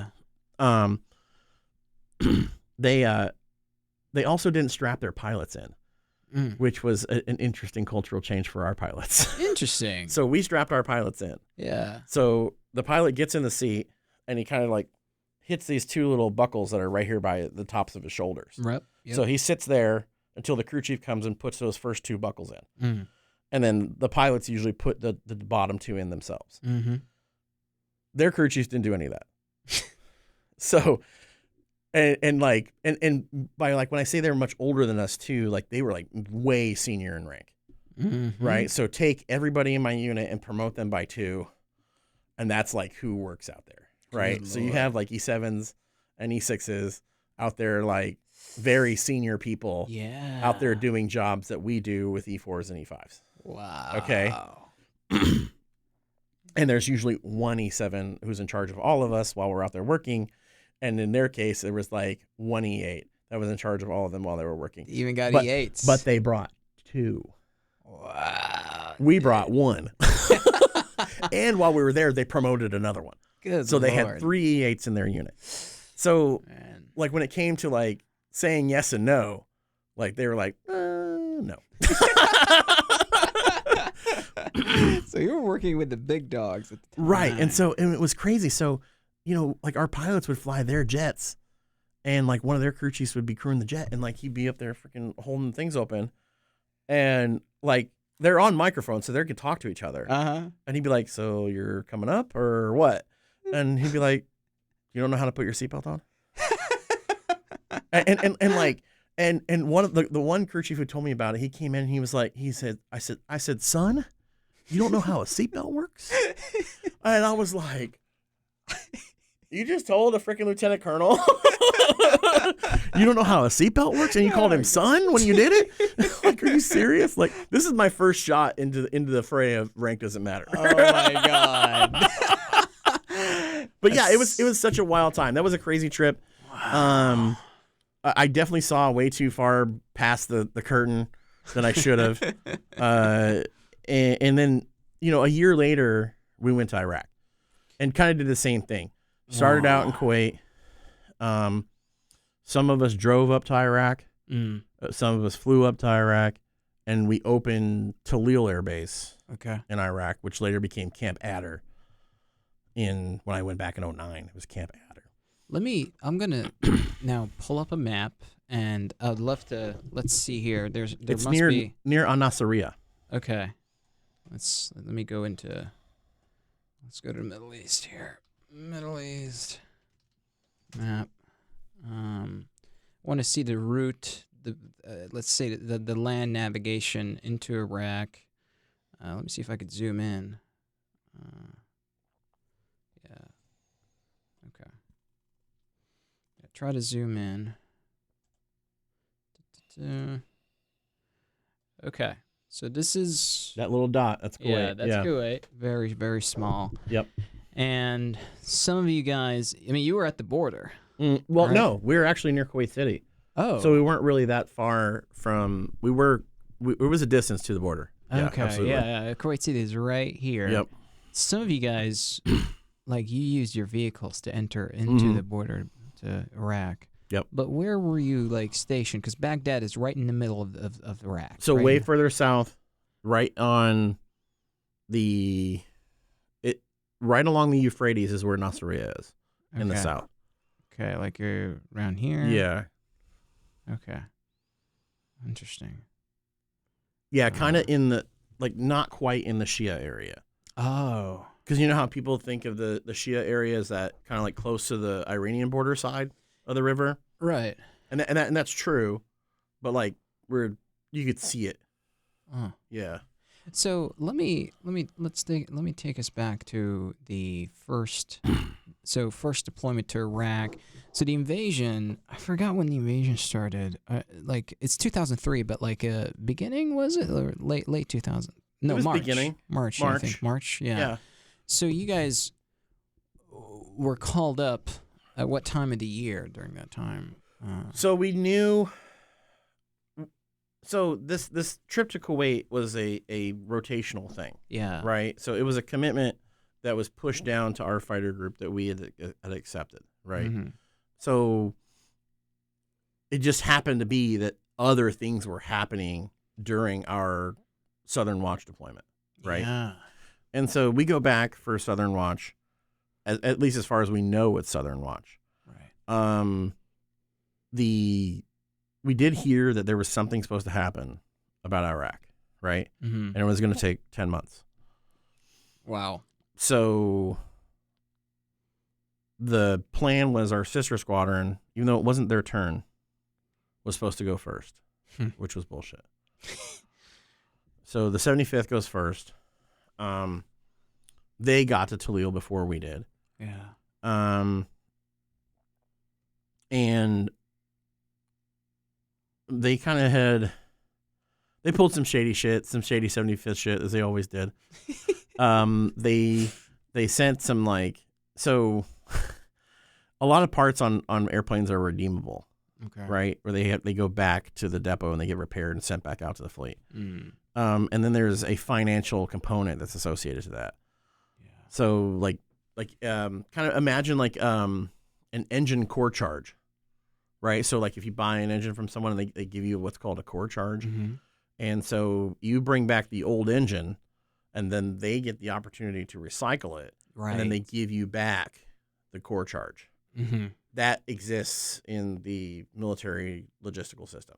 Okay. Right? Yeah. So your unit is charged financially against your maintenance budget for this item until the old one is returned. Gotcha. We get there, and there are two extremely outstanding bills, and also that bill racks a little bit every day. Seriously? Yeah, it's called due in from maintenance, or DIFM. Okay. And it's a clock. I mean, it's DIFM time, right? And so, an engine fan disc, which is the encasing around the fan blades around the engine, is missing, and a fuel and engine relay box is missing. Really? And so we tear the place apart looking for these parts. We can't find them. Turns out they're in the burn pit. Been in the burn pit for months. They're gone. What? And we had to figure out how to get that situation remedied. And that was a gift left upon us by the 75th. It's a gift. And they did a bunch of shady shit. They did so much shady shit. Oh my God. They did what's called a combat phase when they didn't fucking have to. So the aircraft, every 400 hours, it has to go into what's called a phase inspection. Right? So there's a clock that's in the aircraft that tracks those hours. Yeah. That's also basically how you manage the war, right? So your available aircraft are based on who needs to go into phase and when, right? Yeah. So these motherfuckers, I swear to God, they do a combat phase, which you can do in combat, right? But they weren't fucking in sustained combat. They didn't have to do this. They had a full complement of people. They could have done this, no problem. And they could have done a real phase, right? And so in phase, you change a lot of fasteners, you change a lot of filters, you do a lot of scheduled maintenance to keep the airframe afloat. Okay. A combat phase means they just open all the panels, make sure all the parts are still there, and then close all the panels and send it back out. They did this bullshit. So the same aircraft. So this is the only time we deployed where we didn't bring our own planes. Yeah. The aircraft stayed in station. People moved, airplanes stayed. Bad fucking idea. Because this is when we start to uncover all this shit that had gone down during the real war. That's what they had said. And so these bastards do all this shit. And I'm sure, I don't blame the individual technician. It was somebody in senior leadership who thought this was a great idea, right? And that's who's responsible for this. Not my brothers and sisters that I'm still friends with, I'm still tight with. I don't hold you guys responsible for it. You just followed orders, you did your job. Yeah. But whoever thought this was a great idea and whoever sold it as a great idea needs to be at least punched really hard. And so they do this. So we catch hell for this aircraft being fucking severely out of phase. So we had to do a full-on phase on this jet, and clearing the combat phases, I guess, it requires a bunch of other jobs. It didn't affect my job, but it affected, all of us from a certain point of view, right? Yeah. And the jet was down, and when you have 12, you have to make fly, and one's not flying. We steal a lot of parts from the jet that's down. Oh my God. You steal a lot of parts from the jet that's down. Wow. And so it had already gone through this combat phase. We ripped a bunch of shit out of it to keep the other jets flying. And so it was just such a major pain in the ass to get this jet back in the air. And I remember being physically scarred from this whole event. I was like, you guys fucking suck. Man, that's okay. Well, here, let me just say, we did approximately an hour and a half. I can keep going for sure because there's more Yeah. I want to, like, there are two parts that I really want to explore. Yes, absolutely. Yeah. And I would say that I might just grab some water real quick. Yeah. But also, we've got two things I'd love to talk to you some more about. One is obviously 2011 Libya. Yes. That's a big, major Yeah. deal. And then prior to that, I'm sure you've had other experiences abroad before Libya. Yeah. Well, not as many as you'd think. Okay. So from 03, we come back. 04, lots of training. They were on deck to. So for some reason, because we had gone like so many years in a row, the rotational cycle about sending the A-10 units out was like fractured in a way. Right. And so the way the Air Force repaired it was they basically gave our fighter group like a whole year and a half off. Right. And in that year and a half, I retrained. I got the fuck out of avionics and I became a satellite communicator. Really? So that process started in 04 and finished in 05. Because I remember telling my leadership in my unit, I'm not going to be here anymore summer of 05. So you need to start making plans and training people and doing things differently. Because they were like, well, you're going to be here. I'm like, no, I'm fucking not. and because I was a first-term airman, they can't take away your opportunity to retrain. Yeah. They have to give you one more shot at the Air Force in a different job before you reenlist, right? Or before you decide to reenlist. And that's what I had done. Because I knew that, even though I enjoyed the job satisfaction of aircraft maintenance, it took its toll on my body physically a lot, and on my brain, and on my, cardiovascular shit runs in my family. And so living ramped up like that all the time, I could see it damaging me. I could feel it damaging me. And I knew I needed a equally important and impactful job, but not such a high pace. Was it also, you talk about even carrying a lot of weights? Yeah, carrying a lot of weight. Oh, how much? So I mean, it depends. It depends on what piece of test equipment you need at what time. Okay. Right. We had an air data tester that weighed 80 pounds, and you'd have to hump that thing from where you check tools out to the fucking ramp. And how long of a distance would that be? It depends. It varies. Oh. At home it was really far. Huh. It was wild.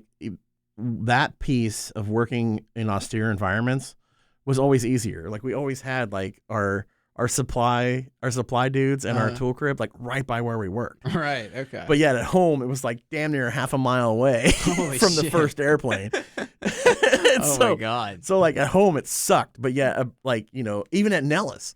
At Nellis, you just walk right out of the building and there's your fucking jets. And so you had to carry a lot of that stuff. So we had to hump all that shit back and forth, and it was just a lot of work. And I want to say I was almost 27, 28, maybe 26-ish. Yeah. When I decided to retrain, because I had already had not quite 6 years in the military. So you can apply to retrain in your 59th month of your 6-year enlistment. Yeah. And so that's when I applied to retrain. But that's one thing that when we talk about carrying weights and stuff. I think that even with those people that train in special forces community, right. I mean, if you're in there for the long haul, your body at some point just can't take it, Right. And it's usually when the adrenaline leaves, right? Yeah. When you get something that has a slower pace. For some dudes, that's when they separate, when they get out of the military. For me, it was when I got a slower paced job. Everything broke. Oh. That's when my back went to shit. My knee went to shit for the first time. Yeah. Here I am at not quite 30.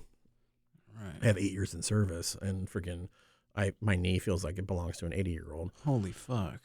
But in that case, when you start to realize that, and when that stuff becomes apparent, is there something that, do you get any sort of, during your service, any additional perks? Because you've put your, just your life on the line, but your physical self. Oh yeah. From a certain point of view, right? In my case, because I had retrained, I got an office job for 2 years. Oh. But that's only because of the luck of the draw. right? I went to a place that didn't have an at-home and garrison mission, so we didn't really do anything at home except for sit at our desks all day. Right. And and like I said, that's when everything appeared. And I'm assuming now knowing what I know now about my body, that's when the adrenaline had turned off. So for that almost 7 years of aircraft maintenance, the adrenaline had been high enough to where it would mask my injuries. Oh yeah. Okay. Right. Okay. And so coming back down, it's like coming off of a drug. Right. Right. When you come back down off the adrenaline, like, oh shit, that hurts. Oh, I didn't know that hurt. My knee never popped like that before. What is that? And so I go and get checked out, and of course, they're like, oh, you have this problem with your knee and that problem with your knee, and my everything started, like the first thing that started to hurt were my knees, and then later it became my back, and then later it became my feet, and then later it became my shoulders, and later it became my hands. Wow. Which is why we are now where we are now. That's rough. No, that's really rough. Let me ask you this about the I know there's also like I remember, and I saw it even on your backpack, the airborne sort of insignia. That's a Special Forces patch. Oh, Special Forces. Yes. Right. Because I know that's a Special Forces group patch. Oh yeah. Yes. Yeah, I know that even because I thought it was airborne, because I thought even those people that jump out of planes with carrying all that shit, that can be very. So we would hear about crazy shit that happened at Bragg. So the 82nd Airborne is at Fort Bragg. Like everybody kind of knows that, right? Like they almost go synonymous, right? You say the 82nd, people think Fayetteville, North Carolina. Yeah. They had on their headquarters building a sign that was a counter that said if they went 82 days, they got a day off without a fatality. In my time from 99 to 05, they never got a day off. Holy shit. And that's an at-home, in-garrison fatality. That's not a combat fatality. Because the 82nd relieved 10th Mountain in Afghanistan. So they took over the big mission after 10th Mountain came home. So yeah, it's wild. Wow. So, and like I heard that when I got, so long story short, I was stationed there twice. Yeah. Neither time on purpose. I never asked to go there at all. Yeah. And the second time I got there in 2013, I had heard that there was an incident where someone had survived their parachute not opening. Fuck. And they just found like this like pile of goo on the ground, and this dude like died right there on the ground. But it's just crazy. Yeah. It is a dangerous business. Like I told you before we came on mic, I was told from the minute I entered into the aircraft maintenance complex that the jet can kill me if I'm not respectful and smart. Right. I told you about, there was a million years ago, there was a guy who worked over an ejection seat on F4. The seat went off while he was working in the cockpit. Yeah. I saw a lot of people hit their head on the airplane. A lot of people I hit my head on the airplane. God. I saw a lot of people. That's pretty much it. We called it a hog bite. You got bit by the airplane. So the guy, the E7 in charge of us is called the production superintendent, or the pro super. Okay. He was an instructor for a really long time in the training pipeline. Yeah. But in his last airplane he had worked on were F4s. So F4s sit super low, right? A10s sit high. Yeah. Right? So you can load all the bombs on it and all that shit, right? Exactly. And so he was not used to working on an airframe that was so high up. Well, he was out there doing what's called the ER. It's the exceptional release of the airframe. So that you basically like bless the aircraft as it's good for the pilots to come fly it, right? It's a very holy experience. Yeah. They usually do it by themselves. They didn't need anybody out there. Or if they had any questions about maintenance that had been performed or whatever, they would look through the documents and be like, hey, can you come talk to me about this or that? How did you fix this and why is it good, right? Those kind of conversations. Well, this dude was pretty cool about that kind of stuff. He didn't really ask those kind of questions. Well, he fucking hits his head on the aircraft while he's out there by himself. Wow. Right? He's like the only dude out on the ramp. This is on the O2 trip. Okay. Right? And we hear over the radio, "Could somebody come help?" And that's not normal radio. We all haul ass out there, and he's like fucking like on his back with the radio like kind of like on his chest, like trying to call for help, and like just blood is just like out of his head. Oh my god! Not like arterial, but definitely like oozing out. Because a head wound just goes, man. It just fucking you just bleed bad. Yep. And he's like fucking. Ugh. We get him out of there, and he's fine. He's at work the next day. Okay. But somebody fucking drew a chalk outline on the ground where he was. That's hilarious. And wrote, I forgot his last name. They wrote Sergeant so-and-so 0, and they put the aircraft tail number on the ground 1. Oh my goodness. Those guys are hilarious. So yeah, it's a dangerous industry, right? And there's no mistake made about it. You know, I sat on a live ejection seat for an hour and a half one time. You know, I think I told you that because I was pissed off at the pilot. I tried to talk the pilot out of what he claimed was wrong, which it still wasn't wrong, and I'll stick to that today. And instead, he wrote it up, right? So he gets out of the seat. I get in. The crew chief had not had a chance to safe the seat, or safe the rest of the cockpit because the cockpit wasn't safed at all. Oh god! So that means there's no anti-ejection pins in the seat. There's no anti-ejection for the canopy.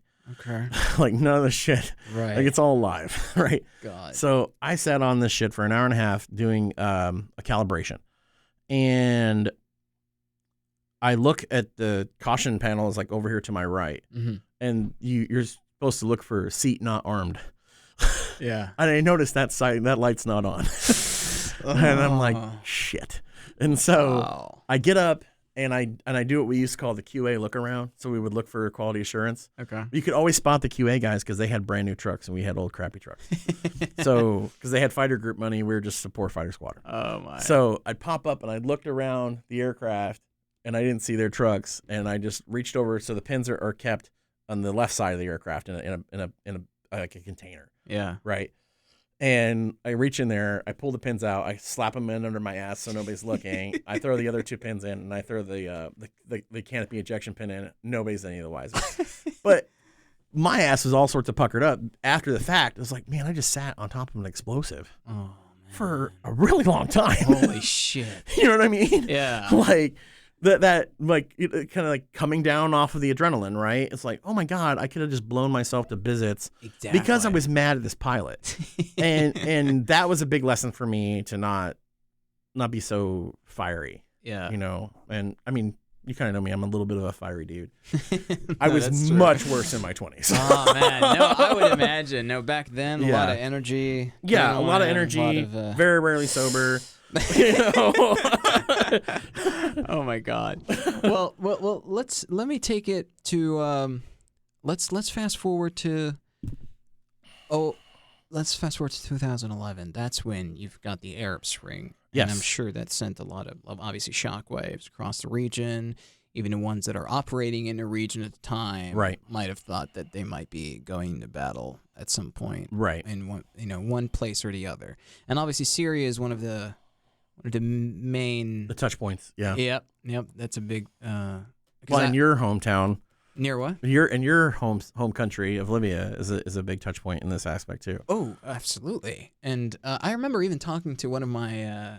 I mentioned him before. My ex's brother. He was deployed to Syria.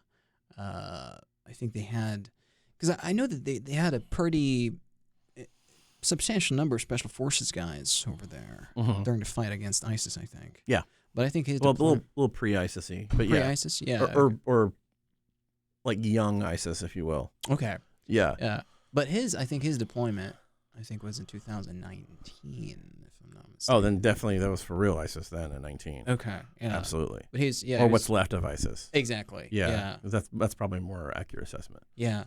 And I remember even at some point here they brought in the a former ambassador, retired ambassador, who was in Syria in 2019, and he mentioned that he was one of 2 American civilians in Syria at the time. And his boss was, I'm not sure if you're familiar with the name, but his boss was James Jeffrey. Mm-hmm. He was like the special envoy to the fight against ISIS. You know, say. That name doesn't ring a bell. No. Yeah. Well, I had him.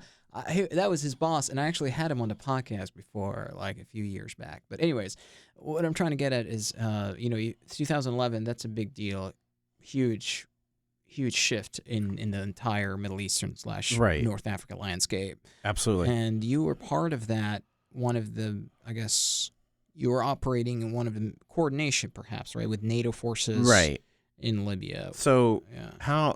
how Libya touched me was, so at the time I was assigned to Admiral Stavridis' communications team at the Supreme Headquarters of the Allied Powers Europe, or SHAPE, in Mons, Belgium. Yeah. Admiral Stavridis is still kind of around. He's on MSNBC pretty regularly. If you watch Morning Joe, he's on there. He's the guy who talks about international politics a lot. He was the Supreme Allied Commander of Europe, or the SAC-EUR, right? A position that goes back to World War II. The first SAC-EUR was Eisenhower. Seriously? Yes. Wow. The building was named after him. Or we had a conference room named after him. But like his bust was everywhere and all that kind of stuff. And the first SHAPE, the first Supreme Headquarters of the Allied Powers was in Paris. Oh. But Paris dipped out of NATO in like the 50s, and they booted everybody out. So then Belgium's like, okay, we'll come here. And so that's what built that place that I worked at. Right. And so on the communications team, we were responsible for funneling classified information to the SAC-EUR at the time. So everything above secret came through us. Right. And I'm not going to touch into anything that's bad. Yeah. But we had to route all this info to him. And a lot of it is decision-making stuff, right? So-and-so needs a decision about X. So-and-so needs a decision about X. Same thing with phone calls. We routed all of his phone calls to him, all that kind of stuff, right? So when Libya jumps off, or was it Operation New Dawn, OND, I think it was called, something like that. Can't tell you for sure. I have to look it up. Yeah. Or Odyssey Dawn. Operation Odyssey Dawn. OOD. Okay. Yeah. When that happened, so we had company assets, CIA people that were in a skiff inside of our skiff. Okay. Right? They come out and they're like, we need to talk to the Admiral, like right now. And we didn't answer any questions. We didn't pry. It turns out that they knew probably that shit was going to jump off in Libya before shit jumped off in Libya. And so they get him on the horn. Libya began with an air campaign. Yeah. Right. We all kind of are aware that most of that was an air campaign. Yeah. A NATO driven and coordinated air campaign. Yep. Right. So we basically start to run the war with 4 people at a desk not too unsimilar at the one that you're at, and a big ass phone. Wow. So we had, imagine that your desktop that you're sitting next to, with 6 other monitors, 1 top secret, 1 NATO secret, 1 U.S. secret, 1 U.S. on class. Holy shit. That's how we ran the first 14 hours of the war. Only 4 of you guys. Because it was a no foreign event at first. It was not fully NATO at first. It was U.S. Our NATO brothers couldn't be pulled into this. Oh, okay. And what was wild, Abdullah, is there's a beautiful, fully functional operations center above us. It was amazing. Right? But here we are, funneling a fire hose worth of info to the boss about Libya with just the 4 of us. And they have 50 dudes that work upstairs, but they're NATO, they're foreign. They can't see what we're seeing. Right? And so it was super shitty. And so like we're just like sending him report after report after report after report after report. We're like, nobody's sleeping. Nobody's like, it is just fucking just go, right? Man. And phone call after phone call, phone calls from DC, phone calls from Europe, phone calls from Africa, phone calls from everywhere, right? God. And we're pushing all this info to him. Every time we get him on the phone, he's like, we've got to get this in someone else's hands. He himself is tired. He's like, God, we've got to get this in somebody else's hands. Oh, my God. And after that 12 hours-ish or 14 hours-ish, right, then it goes into the NATO commander they ended up picking. I think it was a guy from the UK they ended up picking, or an Italian guy. I have to go back and look. Because NATO is very convoluted. It's very, like, slow-moving, I guess is the right word. Oh, yeah. I'm in international studies here. I'm in international studies 3 here, and I told the kids there about a story about like kind of how to picture the NATO alliance. When we first got there in 10, a volcano in Italy, I believe, had gone off and spread ash all across Europe and grounded flights all across Europe. You might have been a little kid. Yeah, I was 4. No, wait, not 4, 10. So yeah, it wasn't really on your radar. Yeah. Right. But it had grounded so many flights, and there were people who needed help who were directly affected by the volcano. So I'm new. A bunch of us are new, right? A bunch of us are new. Okay. Even the deputy commander underneath our SACUR, right? So it's him and a 1-star, and then a Navy 06. So they're like the big 3 of the command, right? The 1-star is an Air Force guy, right? Super nice dude, wicked smart. He starts to spin up to try to figure out how to get airlift to the affected area with supplies, right? Yeah. A typical kind of I think he was a C-130 pilot, so a typical bid jet kind of dude move, right? We're going to try to get shit to these people and try to help them as fast as we can. But we can't just do that because we're NATO. Oh. So, and this is a NATO country. So we ask the NATO Situation Center, which is in Brussels. Yeah. Hey, so this is what's going to happen. So what do we need to do to make this happen?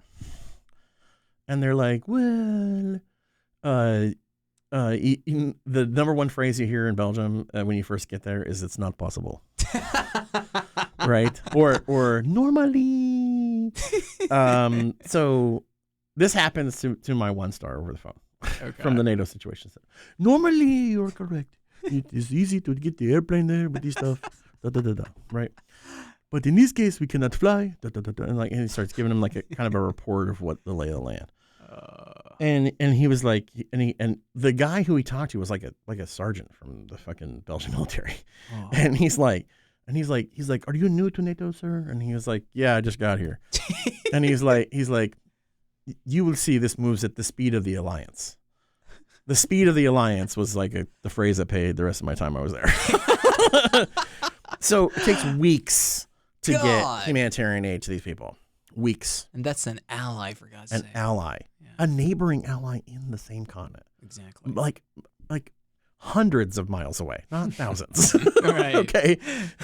Oh, my God. So we end up getting aid to these people to help. Fast forward about a year. On base, so the NATO alliance, the national military representatives on base kind of dictate all the legal policy on the base, right? They all kind of have a vote. It's so fucking crazy. The school that's on base is an international school, right? So it has people from everybody, all the families who work at the headquarters, right? And Americans. So there's like a French school, a German school, and an American school, yada, yada, yada, right? Yeah. So they're all kind of together in this big international school thing. Okay. They don't really mix fully. They do mix like at lunch. They mix it like certain events, but the American school does American school things, and the other different schools do their things, right? So right next to the school is the bowling alley. The bowling alley serves alcohol. Nice. See where this is going. The American kids could drink on base of 16. Why though? Because it's Europe. Oh, that's right. That's right. So American kids are going and getting shit wrecked at the bowling alley at lunch and like basically coming back and like fighting their teachers, throwing up in the hallways, like all the bad frat party things that can happen from somebody who is inexperienced with drinking. Right. Right. It's hilarious. I thought it was awesome. God. And again, I've always been kind of a rebel, so like I think this shit's hilarious. A little bit of chaos to all these assholes is great. Yeah. And so this goes down. No shit. I swear to God. Like 48 hours later, drinking age on base is 21. Holy shit. That switch just happens like instantly. So the speed of the alliance, right? When it's right here in your backyard, you move really fast. But when it's in Italy or Greece, it's not possible. Not possible. Oh, dude. I thought that was hilarious. I was like, God. oh, when it came to blankets and food for people who had been displaced by this volcano, no. But damn it, you had better not be drinking at the bowling alley. Oh, my goodness. Yeah. Oh, and of course, there's all sorts of like, you Americans ruined this. Oh, yeah. Oh, yeah. Oh, my. Well, that's just insane to me because, like, you would think that an ally would be, it's like that's like your family member. Right. You wouldn't want to delay that help in any way, shape, or form, right? Nope. You're like, we're coming to get now. You. Yeah. We'll be there in an hour. Yeah. Because Yeah. that's what, like, when we talk about, a very close example, since, we brought up Libya in 2012 when, the Al-Qaeda attacks the annex and kills the ambassador. There's been calls all over, Italy, France, you've got all these, different, or Germany, U.S. base. And I think it took maybe less than 24 hours to get there, right? Right. We were in the decision-making tree on that too. Oh, really? Right. Well, let's talk about that. What was I mean, it really wasn't that big of like from our perspective, we didn't know what was really happening. You didn't know it was happening. We didn't know how bad the situation was. We knew that UCOM was spinning up though. Okay. And that UCOM was pushing back to the States to try to get assets into Benghazi ASAP. Ooh. I do know, I mean, without giving away things that are dirty, right? Mm-hmm. There was things ready to happen that were postponed by DC. Okay. Or they drug their feet just long enough. Mm. But That's like you and I know because we've seen 13 Hours, right? Right. There were Delta dudes there. They got Delta dudes there, right? Post or during? During. They got? Yeah, there were at least 2 Delta dudes there, at least according to the books that have been written about it. But they got them in during during the fight. Seriously? Yeah. Well, that stuff didn't pop up in the movie. Well, maybe it was at the end. Yeah. Maybe they got there at the end. Because I remember it was... Because there's usually some... not to give away tradecraft, right? Okay. There's usually somebody at the embassy who can help. Well, they did have... Or at a neighboring embassy that can help. Yeah. You know what I mean? Yeah. I'm like the incident in Mali. Yeah. I don't remember what year it is.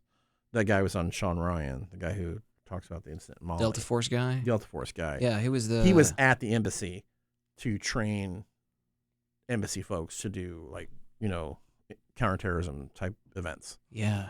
Right? Yeah. And he just happened to be there at the right time, right place. Yep. I think he's the guy with the looks like Uncle Fester. When he talked about Saddam. Yes. No, it's the other dude. The other dude? He's much younger. Much younger. Yeah. Good Lord. Okay.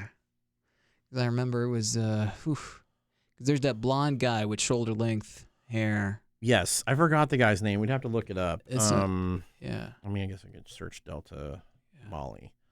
But yeah, so there's usually in place, and I know that the plan in Benghazi was to create a new embassy, right? Yep. And when things are in their fledgling stages, like who's going to do what and where is not always fully worked out. Yeah. And that definitely reads to that situation. Because those folks at the CIA annex, they weren't there for the embassy. Right. They were there to stop. They had their own mission. Yeah. Right. Yeah, weapons proliferation and shit right. like They were trying to keep things chill after Gaddafi. Yeah. As best they could. Yeah. Right. But I think that let me see, Molly Delta Force. Yeah. Molly Delta Force dude.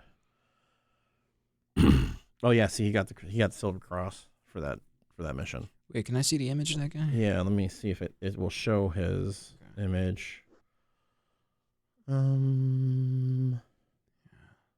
I got. They I don't definitely show have his. to go They back. don't say his name in this one. Really? Because then I'd have to go back to the episode and really watch it and see the. But the point that we're making with this though is that forces that are capable to help in said situation are not really normally far away.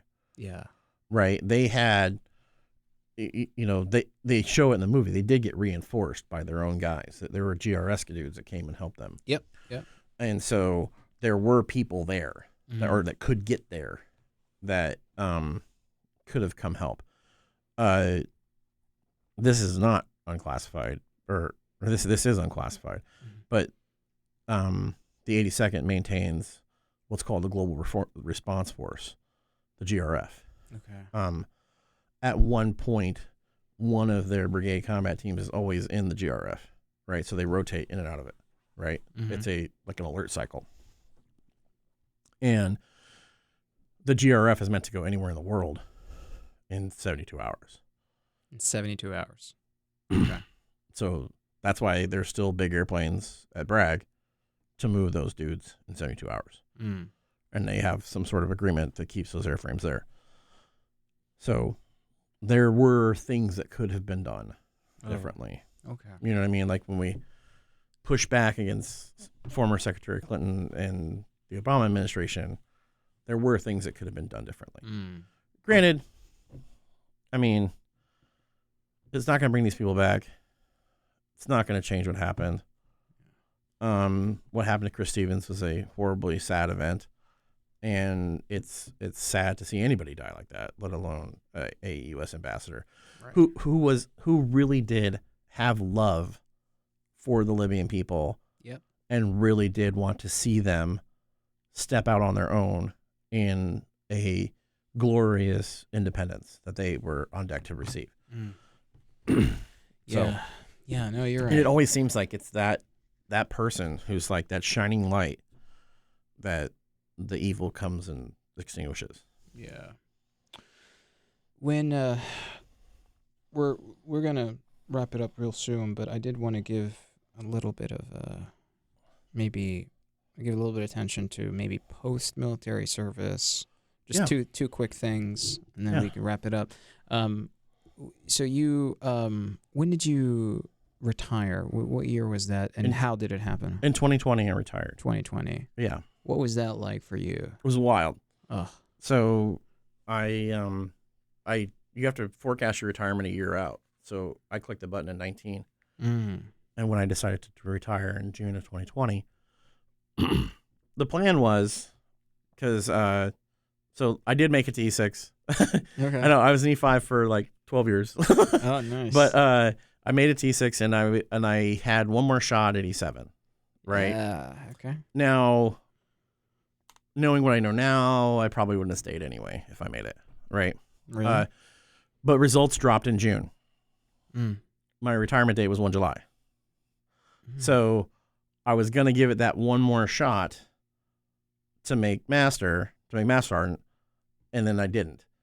Okay. But, however, because it's COVID and the world got turned on its head. Yeah. COVID during the Trump administration as well.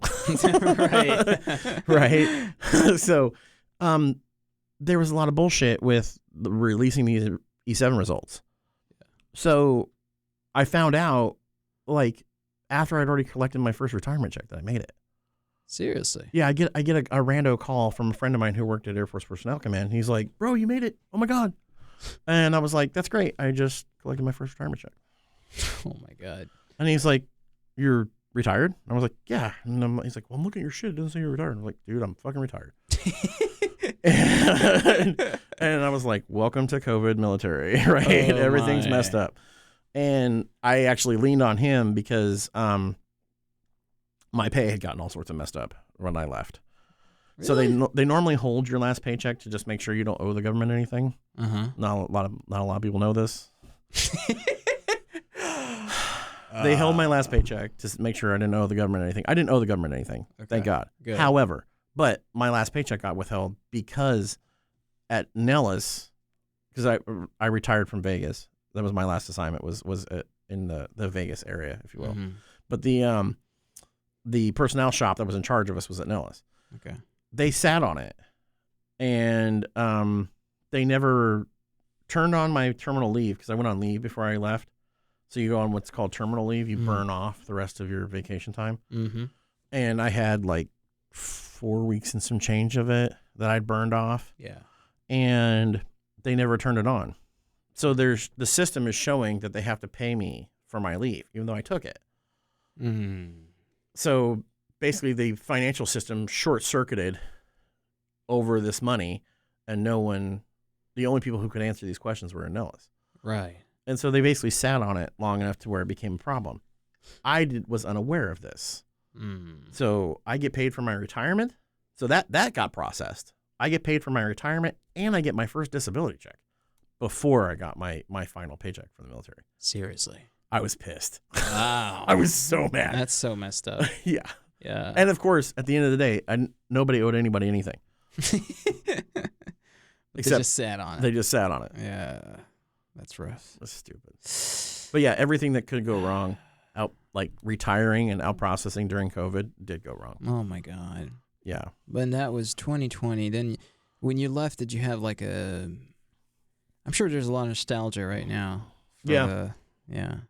But there's also like, you're like, I'm going to start maybe a new chapter or something new. What was on your radar at the time? Well, when I got my disability rating and when I got my retirement, I was like, well, fuck, do I need to work? What do I need to do? Because I got a slight raise to be retired. Okay. Like, not a lot, but a little bit, right? Like $30-ish, plus or minus, right? Yeah. And I was like, well, shit, I'm making more retired than I did on active duty. Like, do I really need to fucking work anymore? And then, so I was like a house husband for a little while. I got custody of my oldest. He came to live with me. Okay. My oldest son, Jacob. Yeah. And he was still a minor. I mean, I had custody, so obviously, right? But he came to live with me, and the schools are shut down. He's doing Zoom school every day, and he hated it. It was like killing his soul. Yeah, and I can imagine. And I'm sure a bunch of kids out there know exactly how that felt. Yeah. And of course, I try to be Mr. Good dad. Like, you better participate. Turn your camera on. And little did I know, it didn't matter at all. Oh, it did. Honestly, it really did not. Yeah. Would have been nice to know. Yeah. And he was like, nobody has their camera on. I was like, all right, fine, fuck it. And so, yeah, sometimes I wake up like a minute before class and I tune in. And I'm here. He would be there. He would be there with his blanket over his head, like asleep against the monitor, listening to his first period. Oh my God. And I was like, oh my God. Poor kid. It's really sad. It's. But for them though, they only did it that one semester. So he went back like the early part of 21. So he went back to school pretty fast. Yeah. And so when he went back to school, I was like, well, shit, what am I going to do? And, I had this like sense of duty to try to help build the economy in Apex, right? We're going to bounce back for the pandemic, and I used to go to the yoga studio that's over by the theater in Apex. Okay. Right. The Regal Theater. Yeah. And I drove past it every time I would leave yoga. And the reason why I did yoga and still do is because so much shit in my body's broken, right? Yep. Lifting weights is not really in the cards. So I swim a lot. I do a lot of yoga. Nice. And so I was on my way back and I saw like activity at the theater. And I was like, what the fuck is that? So I go over there and I go and talk to one of the guys who ended up working for me later is there. And I was like, hey, are you guys reopening? What's happening? When is this happening? And he's like, yeah, we're reopening pretty soon. I was like, are you guys looking for positions? What do you got going on? And he's like, yeah, they are hiring. And he like showed me the website on my phone. So I applied like almost right away because I wanted a fun job. Yeah. Right? Like I'm not here for money per se. Yeah. You know, a little extra money is nice. I'm not going to say no to extra money. But I wanted something that would be fun. Like, and I always loved going to the movies. I was a big movie kid. Still am. Yeah. And so I get hired on as the senior team lead. So I already get like a way more higher position than I wanted. Nice. Because I didn't want to be in charge of anybody anymore. Like a lot of GIs will tell you, you know, you get tired of getting your ass chewed for something somebody else did. And you just kind of like want to be in charge of yourself for a little while. Right. Obviously that didn't happen for me. So I have like 30 new subordinates. 32. And a bunch of them. So I trade the 19-year-olds who used to work for me in the military for 17 and 18-year-olds at the theater. And I'm like, oh, well, here we go. And so it was fine. Like that part wasn't that bad. They called me the Regal Dad. Nice. You know, and I was really good to those kids. I like to think we had a really good relationship. We had a really good crew. Yeah. I had a boss who was younger than me. Everybody was younger than me, and I was kind of used to that. Like my last unit in the military, the only person who was older than me was my commander. Wow. So, so I had already come to like to terms with that. I'm probably going to be the old guy in the room, right? I'm okay with that. Yeah. And so, I'd gotten past that, and it was a good experience until you have technology experience. Technology. Can you fix our 40X theater? Sure. Oh, can you fix our computers? Sure. Can you fix our registers? I see where it is. Sure. Can you run this cable from here to here? Can you go work on that camera? Can you go? And there's no consideration of additional compensation here. And I was working really, really hard. And again, hurting my body again. That was the other part. I could feel the pain. Yeah. And I could feel things hurting again. Mm-hmm. And again, like, because I have no off switch per se, right?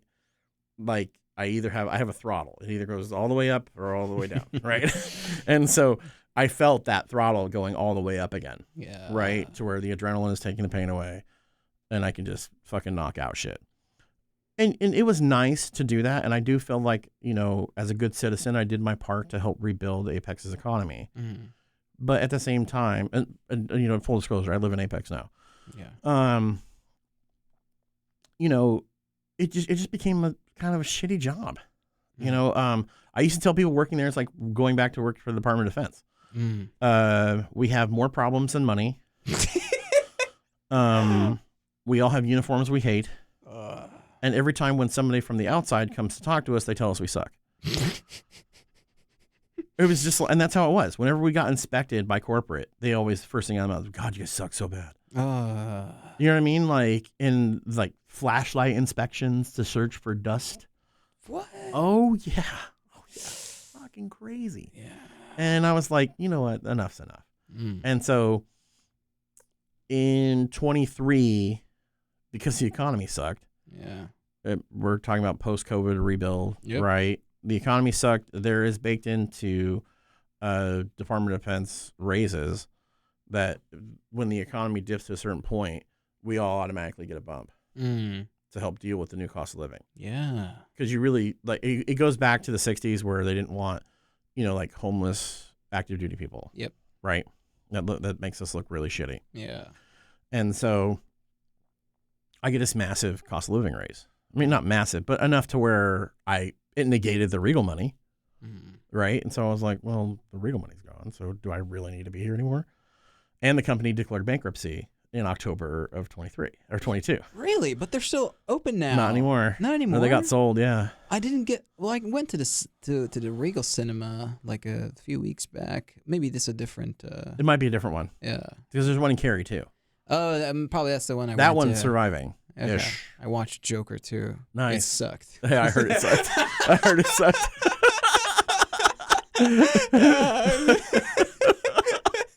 I watched this one. It was horrible. Yeah, fucking paid money to watch. Can't believe I paid real American dollars for this trash.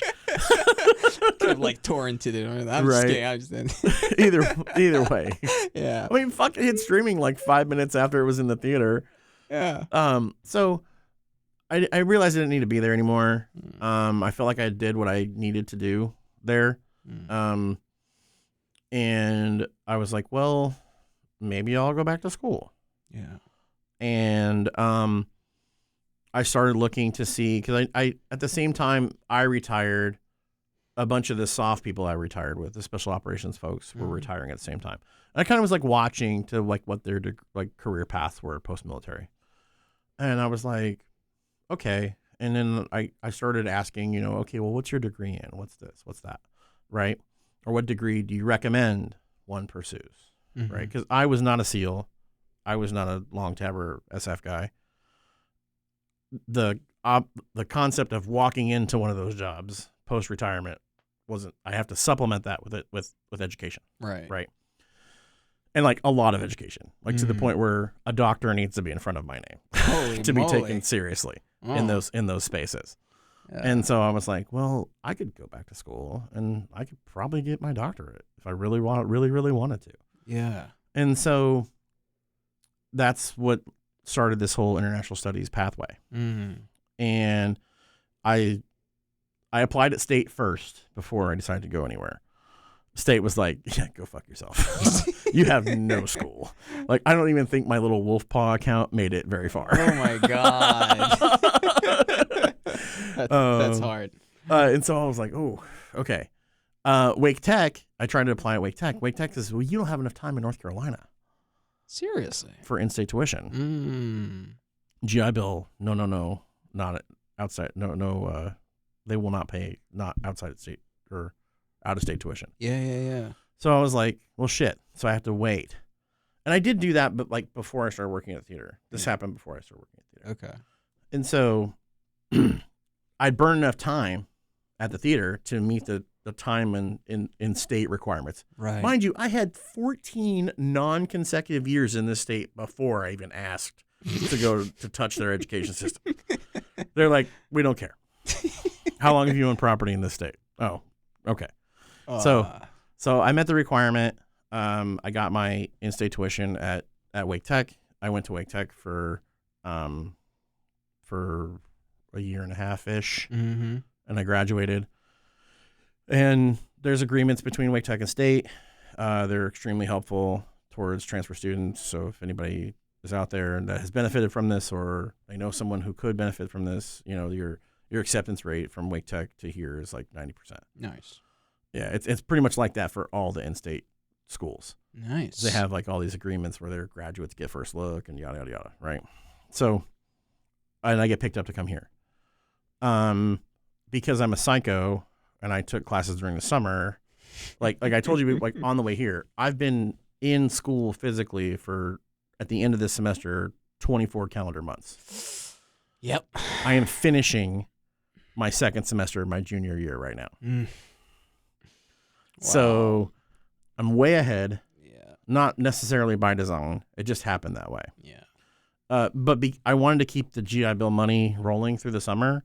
So you have to meet certain requirements to keep the GI Bill money rolling through the summer. And that's what I did. So I took 5 classes this summer here.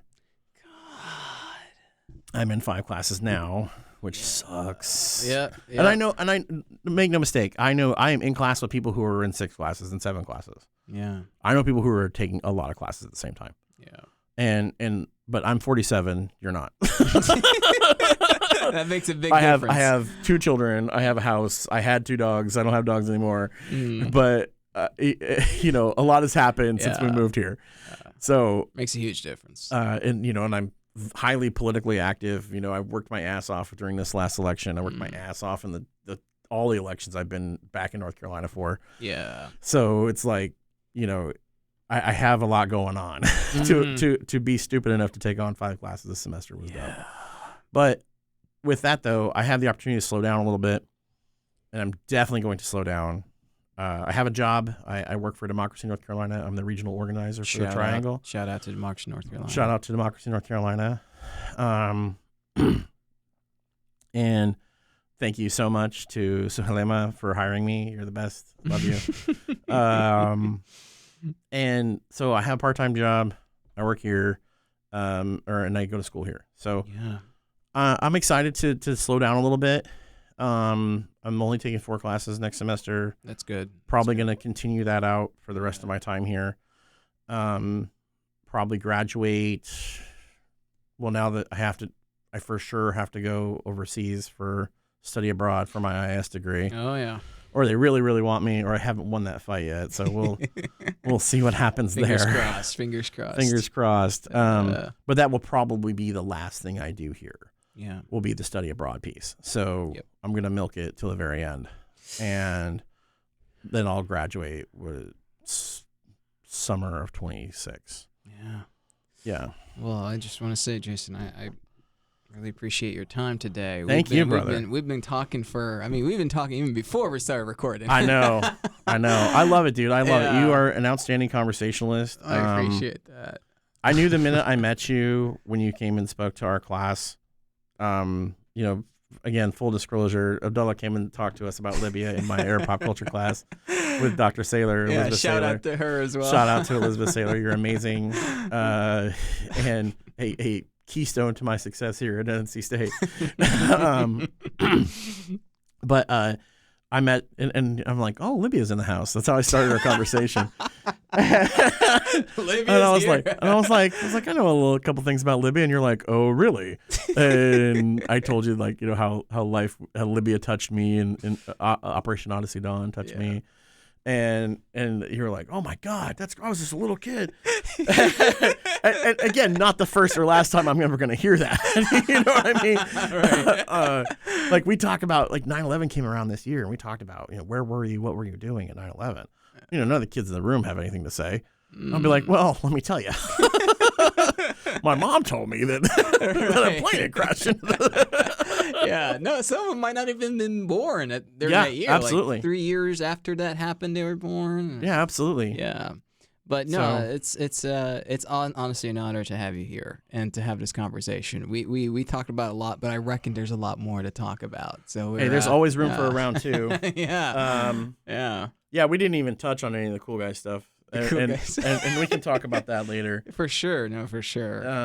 But yeah, thank you everybody for tuning in. This is, I think, arguably the longest I've recorded on the podcast. So yeah. So thank you. Thank you. Appreciate that. Yeah, absolutely.